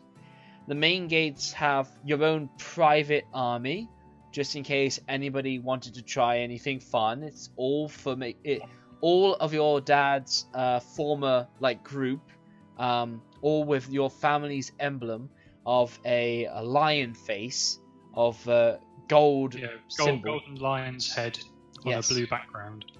Yes. So which basically, many of you may note, Trieze doesn't wear it. Yes. But basically, the alliance symbol of World of Warcraft. Pretty much, yeah. Yeah, that's fine. And all the guardsmen are wearing such banners. Not like the town militia. This is all absolutely just your father's stuff. Just all your family stuff. And there is a kerfuffle seeming to go around indoors of this large castle with huge doors in the front of it, and you can tell that somebody spotted you, and your name was hearkened from the town's guards that naturally will always let you in. Trace gives a sigh at that. He's just like, oh, god damn it. Yeah, Look basically they say, "Bring the maids! Trieze has returned!" And are you a weeb? I think you're kind of a weeb. I think you're a little bit of a weeb. Yeah, yeah, Trace would have maids and stuff like that. Yeah, but they are to a specific sort of standard that you've kept up. Yeah, they would be. So, you don't get ugly people in the Von Magnus household. No. So a good lineup of. This was Trey's favourite maid then. This is a lineup of 14 maids that all make 2 rows of 7 on either side as they all bow to you and go, "Welcome back, Mr. Magnus." Trace will pass them and individually Thank nice to be back. It's good to see you again. Yeah, you know each of their names, and if you want to, you can imagine them all right here, right now. Good to see you, Tessa. Millie, you're looking wonderful. Which ones are easy? Oh god, no. They're all easy. That's my secret, Captain. I'm always easy. Trace just turns at that comment. It's like none of them. Trieze, I mean, given how your father will have kind of preferred them, they're easy. Yeah. Whether you chose to jump on that as a younger boy, difficult to say. I did not. Well, I will. Anyway. Yes. So Trace will finish greeting the lineup of maids. Is there a head servant here? You're the head, my lord. You know? No, a head servant. A boss butler. Yeah, it's the one I just put in the chat. Oh, in the Discord. Let's see what you put in Discord. I just remembered her name is Toruh. Oh, you absolutely. I think I subconsciously named it after Toruh. Oh my god. God damn it. I honestly thought you named your character after that guy from Jackie Chan. That's what I thought! No, I initially named it because I thought, Saiyans are all named after vegetables or fruits. So I thought tomato, Toruh. I just went with that. And then, but I must have subconsciously. I mean, his name is Toruh, but this one's name is Toruh. Okay. Yeah, there is a dragon maid. There'd be a head housekeeper. No. You have your dragon maid, as there is a lady called Toruh. Dragonborn. Can we not do that? Please, can we? It's already declared. The GM rules it. You wanted a head mistress. You've got one. Is she like Dragonborn? No. Okay. She looks completely human. Okay. Aside from the features that you see there. Oh, okay. I'm just like, oh, hello. And just flabbergasted. No, because he just said, oh, Toruh, and I'm like, that's not my name. So, firstly, she first gives you a bored, "Hello, Master Trieze. How are you? Hope you went well. How was the weather? Ooh, who are your friends?" And her eyes light up to, respectively. I have the honour and privilege of introducing my companions in the adventuring group, Darling in the Meat Shields. Yep. This is Shinten Toruh, a notable warrior. Howdy. The bard of great renown, Rowan Anakir. She stopped listening to you as she already clasps the hands of respectively, Alfie, Rowan, then Rhiannon. As she goes, "Oh my, you're wonderful looking ladies." I'm being touched. Bad touch. My father. Brightness. Where is he? So firstly, how do I mean, I understand you're not a woman, Rowan, but she definitely sees you as well. Yeah. Rowan's used to it. Yeah. No, it's cool. They definitely see that and are appealed by that from you. But yeah. Right. Anyway, so she just basically shows favoritism to you three, and then basically she turns around and has to deal with the boring Trieze again. Didn't acknowledge the big boys. Seems she doesn't swing that way. No, makes sense. Anyway, my father, where is he? She is a lesbian kawaii dragon maid. Yeah. Fair enough. Yeah. Anyway, so she's like, you know who he Where's is. Tybalt? In his Same room as always? Yeah.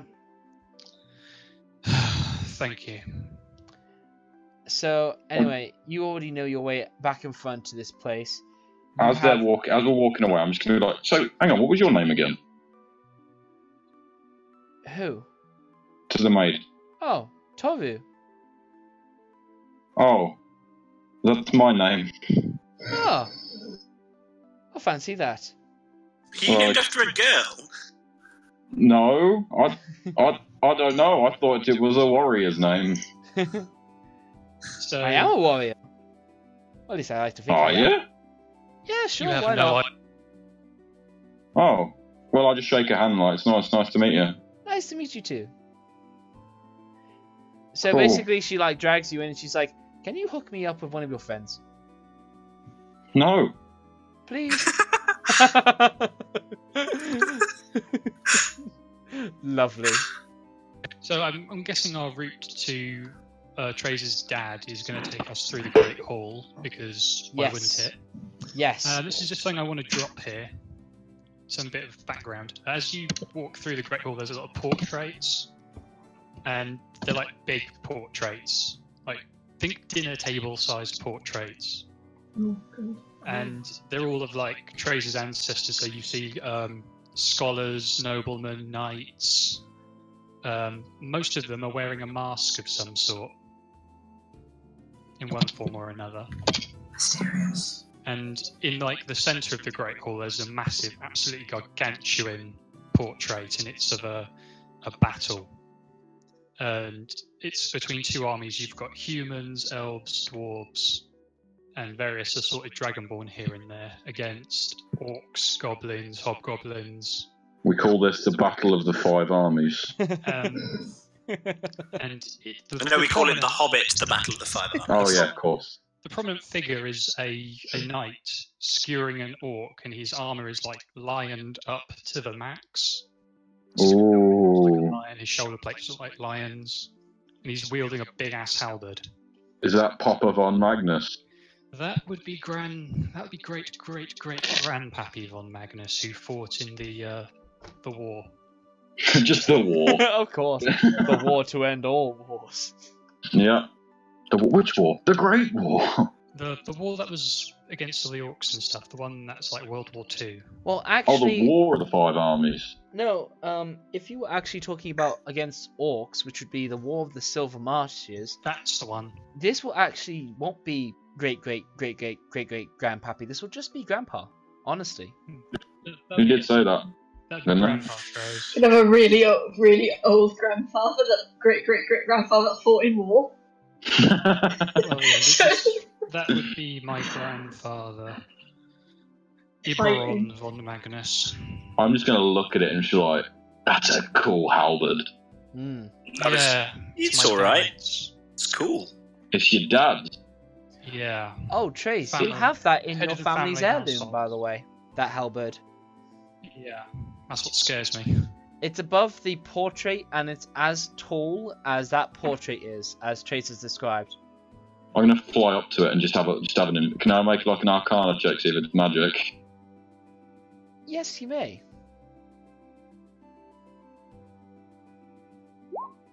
Oh shit! Oh. Okay. So, yeah.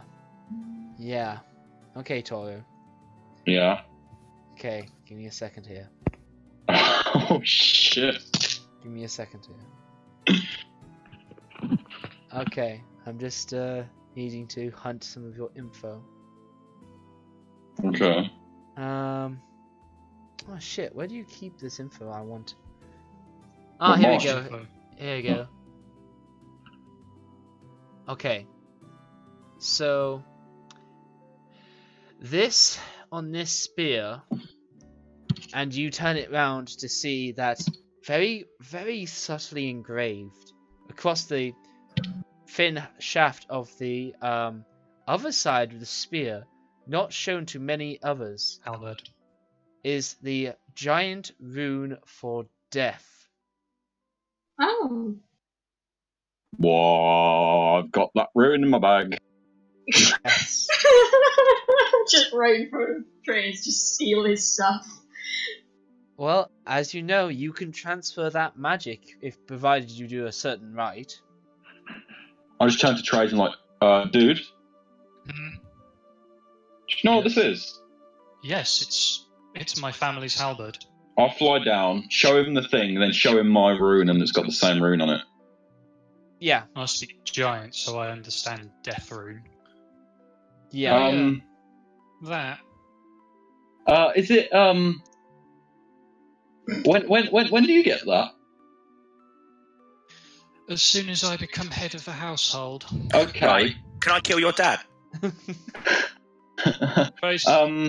Just goes, looks at him, and is like, gives him like the look of, what do you think we're here to do? Oh, okay, cool.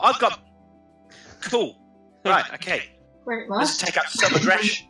I've had it pent up for days. Not been able to hurt anyone. Trace is just going to sigh and go, look, he's been our enemy for a while, so... Oh, I thought... Oh, okay. This is house cleaning. Hey, Trace, back to the weapon. Yes, Toruh. Do you know what it does? According to legend, Grandfather would just smite legions of his enemies with it. He laid waste to the enemy forces, slaughtered their leaders, spoiled the land, that sort of thing. DM, would I know the name of this weapon? No, as far as you know, you're not aware of this weapon. Trieze, if it had a name, you know of it. It does have a name. I know its name. What's the name? Hold on, I need to check my backstory. Okay. He just opens a scroll while I'm asking. No, it's a scroll he conjures from, like, his heart. And he just clicks it. Yeah. Oh. It's Truth Fang.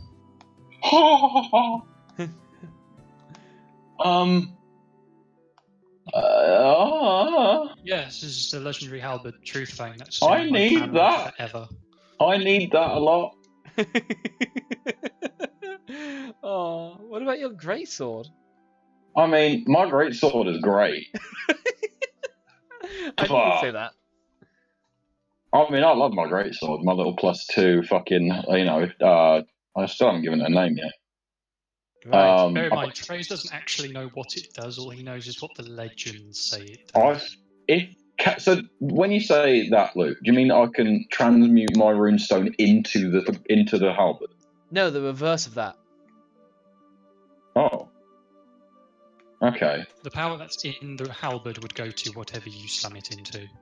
Yes, but you transfer it via the rune that you have in your possession. Got it. Trieze is then going to lay his hands on the halberd and just go, yeah, it's pretty cool, right? And he's going to put it back onto the monster. I just go to like almost touch it, but it's like I can't. Anyway, ever onward. Yeah. Let's kill Daddy. Just carry on like Strange, not really moving. Strange that it's up there, actually. Oh. Yeah. He normally has it with him. Have I broken you, Toruh? Huh? What? I've broken you. Excellent. Oh yeah. Oh yeah. Okay. Let's go. Yeah. I know everyone's already gone at this point. I'm just like, yeah, let's go. Yeah. You're in an absolute trance. Trieze won't be leaving until the rest of the tour bus is with him. Yeah. And over on my left, you will see where I spent most of my days crying. Notice how the wood at the bottom is out of varnish? That would be because my salty tears eroded it. Okay, Trieze. Mm-hmm. I need to come back here when we're done. Let's go. Oh. Luke's going to be spending the night. It would be rude of me not to offer my friends the hospitality of my house. Okay. Yeah, so, Trieze, you lead on, and you get to, basically, the last parlor room before you know your dad is, and through the doorway, you already hear him. Now, for those, I've got his description. Think Robert Baratheon. Is that about accurate? Yes. Trieze? Fuck yes. Yeah, he'd be about, with his age and how he's let himself go, yeah, he'd be Robert Baratheon. Fuck yes. I'm the Gendry he never had. Yeah, so... And you're the little Joffrey, you little shit. I'm kidding, carry on. Cool. So yeah, you already can hear his, like, fists slam down the metal silverware that has his various assortment of nuts and meats and other ales and stuff that he just runs, like, makes a fighting effort to dive through, as he's just, like, spending his time finding how much of this shit he can get through. And you can just, like, already hear his, like, pig-like snorting as he just, like, charges through his food from the other side of these So two excited to doors. know the Trieze is dead. That'll give me strength. And I'm going to enter the room. So... I'm going to put on my breastplate before we enter the room. Okay, you spend 10 minutes. You would have had donning- it on already. Yeah, you would have. Oh, okay, just in case you do it, just in case you're one of those DMs who goes, well, you didn't say you put your armor on. Yeah. I allowed that when you went to bed, you doffed it. But when you are out and adventuring, typically I expect you to don it. Okay, cool. Okay, so then, when you enter, you just see this parlor, semi-part of the library, but with a roaring fire, as wider than this already exceptionally wide man, as he already has a mess in his beard of liquid and food, and his flavor saver certainly has a mixture of flavors to savor, while his beard is arguably several savor flavors that have all just kind of gone off, and he's just absolutely making a pig out of himself. And when he hears the door open, he doesn't really slow down all that much. He regards you once, and then he just sort of like continues to chow on without giving you so much as a hello. I take a couple of steps forward. Hello, Tybalt. He will, at this stage, not even like unabashedly ashamed, will just like wipe his mouth across his whole arm, as he's just like, "What do you need here? Get over with and get out of here." I want you to break your alliance with Lord Cragsmere. I want you to leave and never return. Huh. I want a lot of other things, but for now, I'll settle for those two. You see, like, in your moments when you dare to raise like your voice to him or something like that, you see like that twinge to him, which tells you that he's getting ready to massively shout you down. And basically, he's gone from eating himself to death to just sipping and cleaning his beard with the ale that he's sipping from, as he just stands up and holy fuck, he's 8 feet tall. What? He is Robert Baratheon and the Mountain all at once. No, yeah, he's just a young Robert Baratheon. He was like 7'4". Yeah. In the books, anyway. They had to space him down, obviously, for Mark Addy, but still. Yeah, but this dude was Quite hard to find it. as massive as any giant you witnessed, and he fills out the huge parlor. Did that get your attention? Yeah, he just like, from his position, he towers over you while that stomach sort of shifts the table before him forward as he gets there. Now, he always makes a show of it, but by the fire, so big. by the side of the fireplace, he has got like a hatchet as big as a great axe, essentially, which he just uses just as for like dart throwing practice when he wants to release some stress. And He doesn't go for it yet, but rather he just seems to size you up and he goes, "Alright then, I bite. What does this whelp have to do with my alliance with Kragsmere?" Kragsmere is harbouring something of a secret that could damage him politically. Your alliance with him is not to the benefit of the house. Interesting. I've been thinking about your benefit to this house, to be quite honest. Yeah, really. And basically, he will just go back to his table. This is a naturally calm for him. You just thought he was about to explode. This is a naturally calm.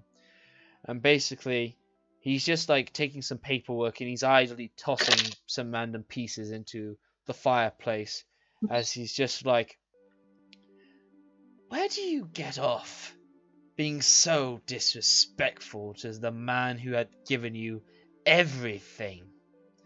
Now, needless to say, I knew you were some sort of jumped up tart of someone who could never lived up to my legacy, but given that, I let you just be on your way, let you get involved in whatever pansy-ass dark magic you fancy getting involved in, and then you have the gall to come here to tell me what I should do for the house I have built and maintained, after you flitted around Faerun for a year and a half, pretending to do the great good out there. You have not done a day's work that I've done, not even a half of it. But you're young. You're deluded to think otherwise. Not all I've got. Oh, actually I am. You see, on my assorted travels, I ran across my dear brother. It struck me as quite odd, actually, given that you'd send him away in such a manner. He went... he was typing, I don't know. Anyway, he would just be like, of course I'd kick him out. Anybody who assorted himself with the enemy was sure to never be welcome in this house again. By that he refers to orcs. Well, at least we agree on that. But he's gone now, I'm afraid. He continues to throw out another bit of random parchment as you talk. As in he's dead? Oh no, I didn't do it, no. Frost Giant. Terrible affair. Okay, give me a deception.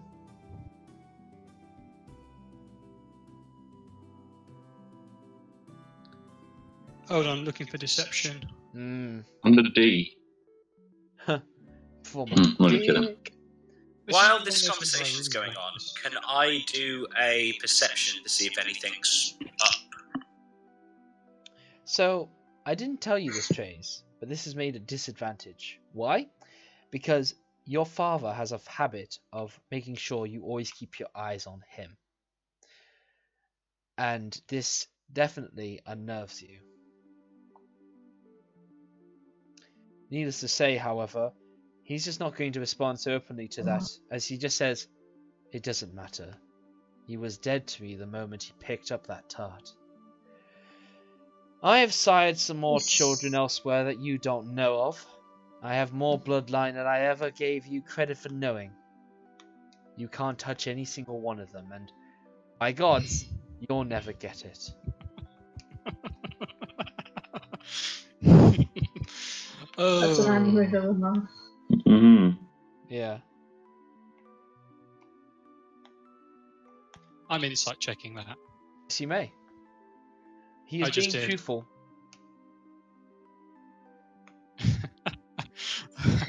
Really?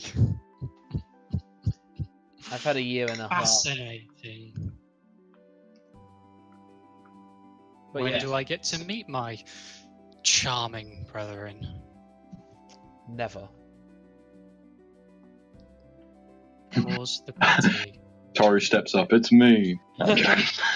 Oh my god, how beautiful would that have been? Oh, there won't be a castle left. No, it wasn't. Just picture it for a moment. I'm sorry, Trieze.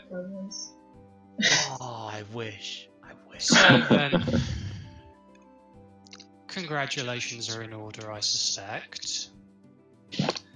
You won't. I'm going to assume you won't tell me the name of the blessed mother.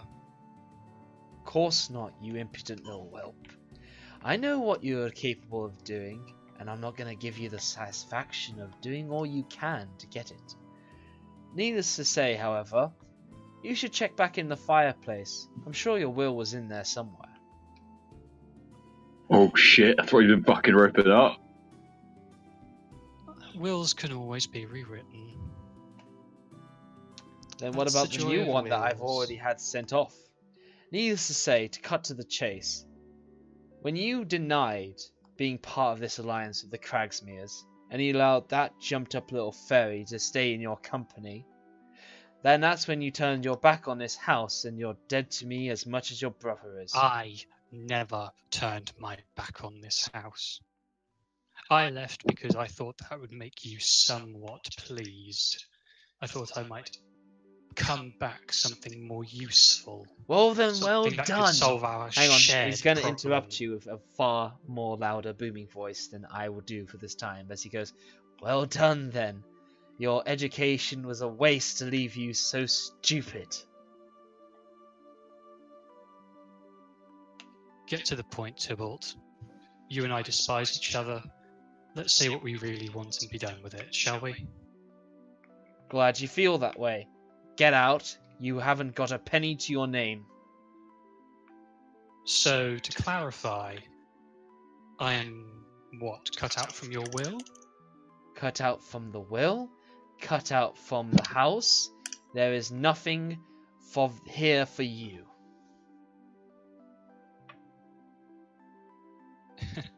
If you think I'm giving up this place, you're wrong. Doesn't matter what you Trieze is think. going to then take his hand, put it up to his face, and it's like he's removing an invisible mask. I'm gonna put my shoulder on Trize's. I'm gonna put my hand on Trize's shoulder. The smug look is gone. T. Yeah, now I don't want to break this, but your dad's fucking tall. I don't care how tall he is. I've got something taller. T. Oh. No. T. No. I understand. You think this can ruin me? You think I honestly hadn't thought you might have spread your prodigy? I'm gonna step in front of Trieze and put both hands on his shoulders and be like, dude, Get off. no. I'm going to go over to Toruh and I'm going to sort of... I'm Yeah. going to give him a look, like let him do what he needs to do. Yeah, I'm now gonna turn to Tybalt and be like, sir, you might want to get out of this room right now. now listen, you all start kicking off, and Tybalt's reaction is to definitely... He knows he's going to die, and he's happy to do so long as it means that his son is as worse left off as possible. And he reaches for his hand axe, but when he does, he coughs and wheezes suddenly. That No, eating habit don't is you catching dare. up with him. Alfie Cough. saved his miserable life. He coughs and Oh my god! Alfie. begins to like sputter to the ground as he's just choking on his own stuff, his beard getting caught in the fireplace as he begins to burn. Alfie's in too much shock, and she's honestly too afraid of what either of you are going to do, to a point where she's just I'm unable going to take go action. over to him and try and stop him from choking. I'm going to give him the Heimlich maneuver. He's far too big, but either way, as you like get over, his face is already turning purple as like he spits nasty like fested food from his mouth over your face as he's there like grasping at his heart, squeezing to try and shift himself as he is punching his own stomach, but it's no good, and he does die there before you. Just stop it. You No. spiteful, old, wretched piece of shit. Get back up. He Oh does my god. Get back up. He does not. Oh, I see. Excellent. What? Oh, no! yeah. Get. Oh. You've always hoped for it, and yes, you do. Like you catch him as he looks no different than what he did before, and he rises up via your necrotic animation. I control you completely. You cannot lie to me. Your vocal cords still work perfectly well, and you have most of your functions. Let's see. The spell creates an undead servant. Choose a pile of bones or corpse. Your spell imbues target with foul mimicry of life, raising it as an undead creature. It becomes a skeleton. Or if you choose bones, or a zombie if you choose a corpse.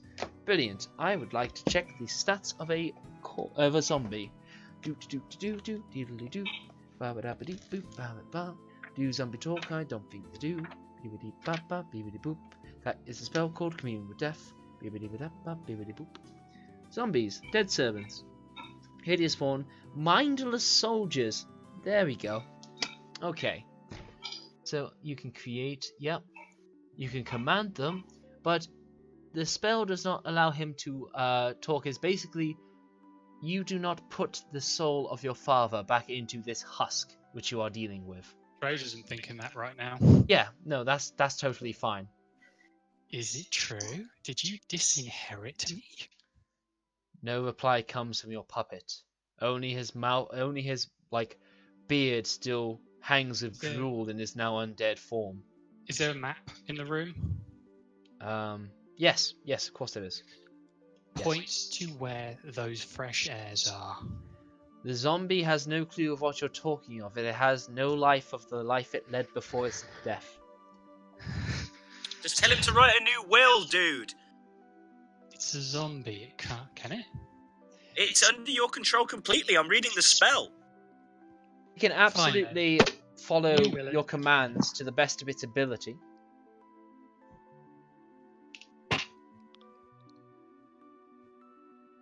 So go on, Alex. I think you cut out.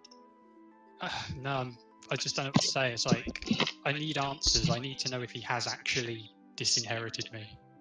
Dude, how about we let him go? And Alfie, you've got something to talk to, haven't you? She's like, yes, but this is wrong, Trieze. I know you had issues with your father, but this is going too far. Son of a bitch. That miserable bastard. I'm going to cut the connection to the spell so he's just a corpse again. He falls... Just an 8-foot flop. No, an 8-foot flop on the table that absolutely upturns it with all the food scattering over him as some of the wine flies into the fireplace and steams while his corpse that had just been forced back. Trieze is pretty much livid at this point. He's tearing through paperwork to see if he can find anything that confirms anything his father told him. You do see the beginnings of paper, the receipt of a transaction. You basically get a letter back from the council that basically signifies that you are officially disowned from his house and all of his possessions. But you do not have the will that he sent off beforehand. Perhaps he never had it. I do have it. You have a receipt. You have evidence that it is done. It's... Well played. Well played.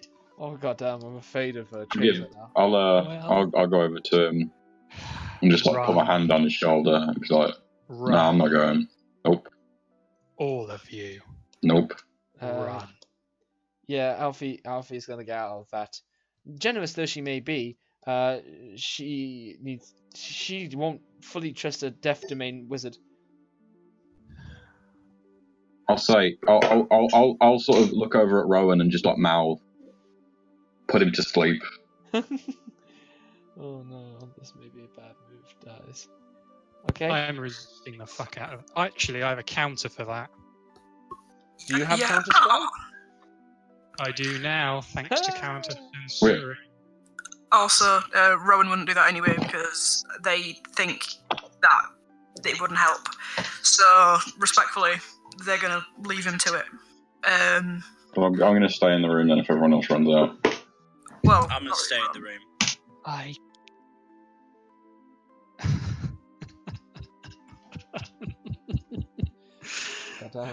Oh, god damn you, fat miserable bastard.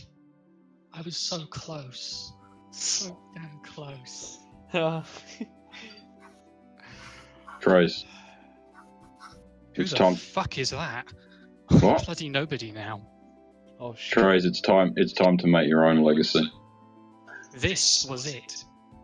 No, it wasn't. This wasn't yours, was it? This was mine. Yeah. This was to be mine. These And make your people own. out there, they are mine. I live and love them to the extent of my being.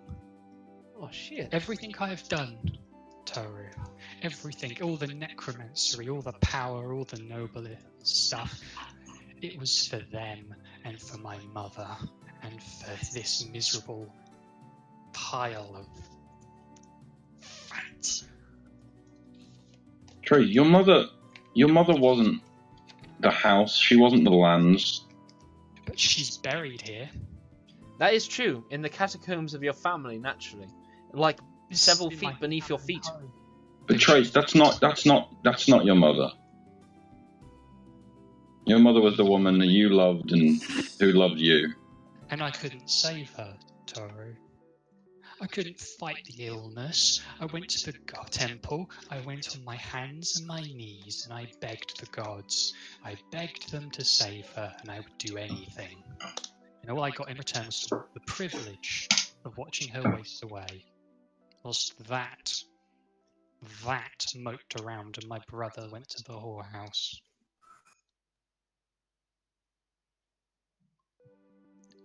And now apparently someone I do not know. He's sired more heirs. Fantastic. Wonderful. Trieze, who's... Okay, I'm not gonna tell you what to do now, but do what you gotta do, okay? I ask you to do something for me, Toruh. What? I want you to gather the soldiers and the servants and tell them to leave. What if they know everything already? Then let them come. At least the servants will be out of the way. And I've got some wonderful new things to do. Guys, we're gonna we should really evacuate then. If I can't have my legacy, Toruh, no one will. Oh shit. By the way, but out of character, we're taking the halberd, right? Yeah. I'm gonna go get it. I'll grab it on the way out. Actually, Trieze. I'll be requiring that. Cracking. Yeah. Okay. Now, Trieze, you can. Now, I just want to state this, and you take this as you see fit. The halberd is a relic and a family heirloom that symbolizes the might of the von Magnus family. To keep it's it mine. alive I'm would taking be. it. What's that? I'm taking it. Yeah, but I just want to It's the suggest. rest of the place that's going. Yeah, I'm just saying, so long as that spear or halberd is around, it still shall ever resemble the strength of the von Magnus family and every member of it. Think of it as a Samuel Tarly thing. He nicked whatever their sword was called. You know, the Valyrian steel sword from his part. I need to get something from my room. Okay. Is it a teddy? No, Okay. something that's very traditional in my family. Okay. I'm gonna Alright, try and say I'm gonna be like, guys, fire drill, everyone get out. Okay. And all the maids all exit promptly to that. Toruh. Yes. Yeah, make sure everyone's out. Okay. Certainly, boss. What? What you call me, boss? I don't know. It seemed right. Oh, Sure, boss. sure, boy. I'm gonna do it. I'll get all about it. So Trieze goes up to his room, sees all his spell books, all his stuff, and he picks up a mask.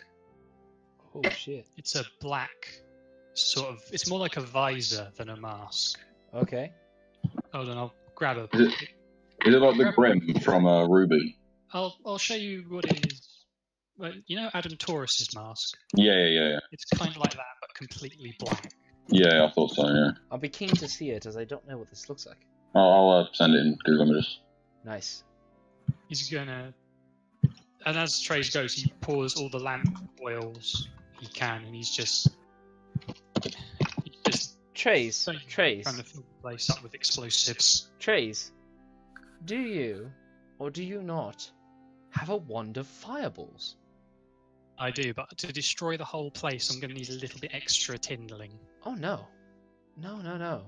When you cast the wand of fireballs, and you use the majority of those 10 charges... Okay, yeah, you can burn the place down with fireballs alone. I don't want to use all the charges. Come on, are you really thinking that rationally? Don't you want use to all of cast... them, I'll use all of them but one. Now, I did hint at something in your messages, so what are you going to do about that situation?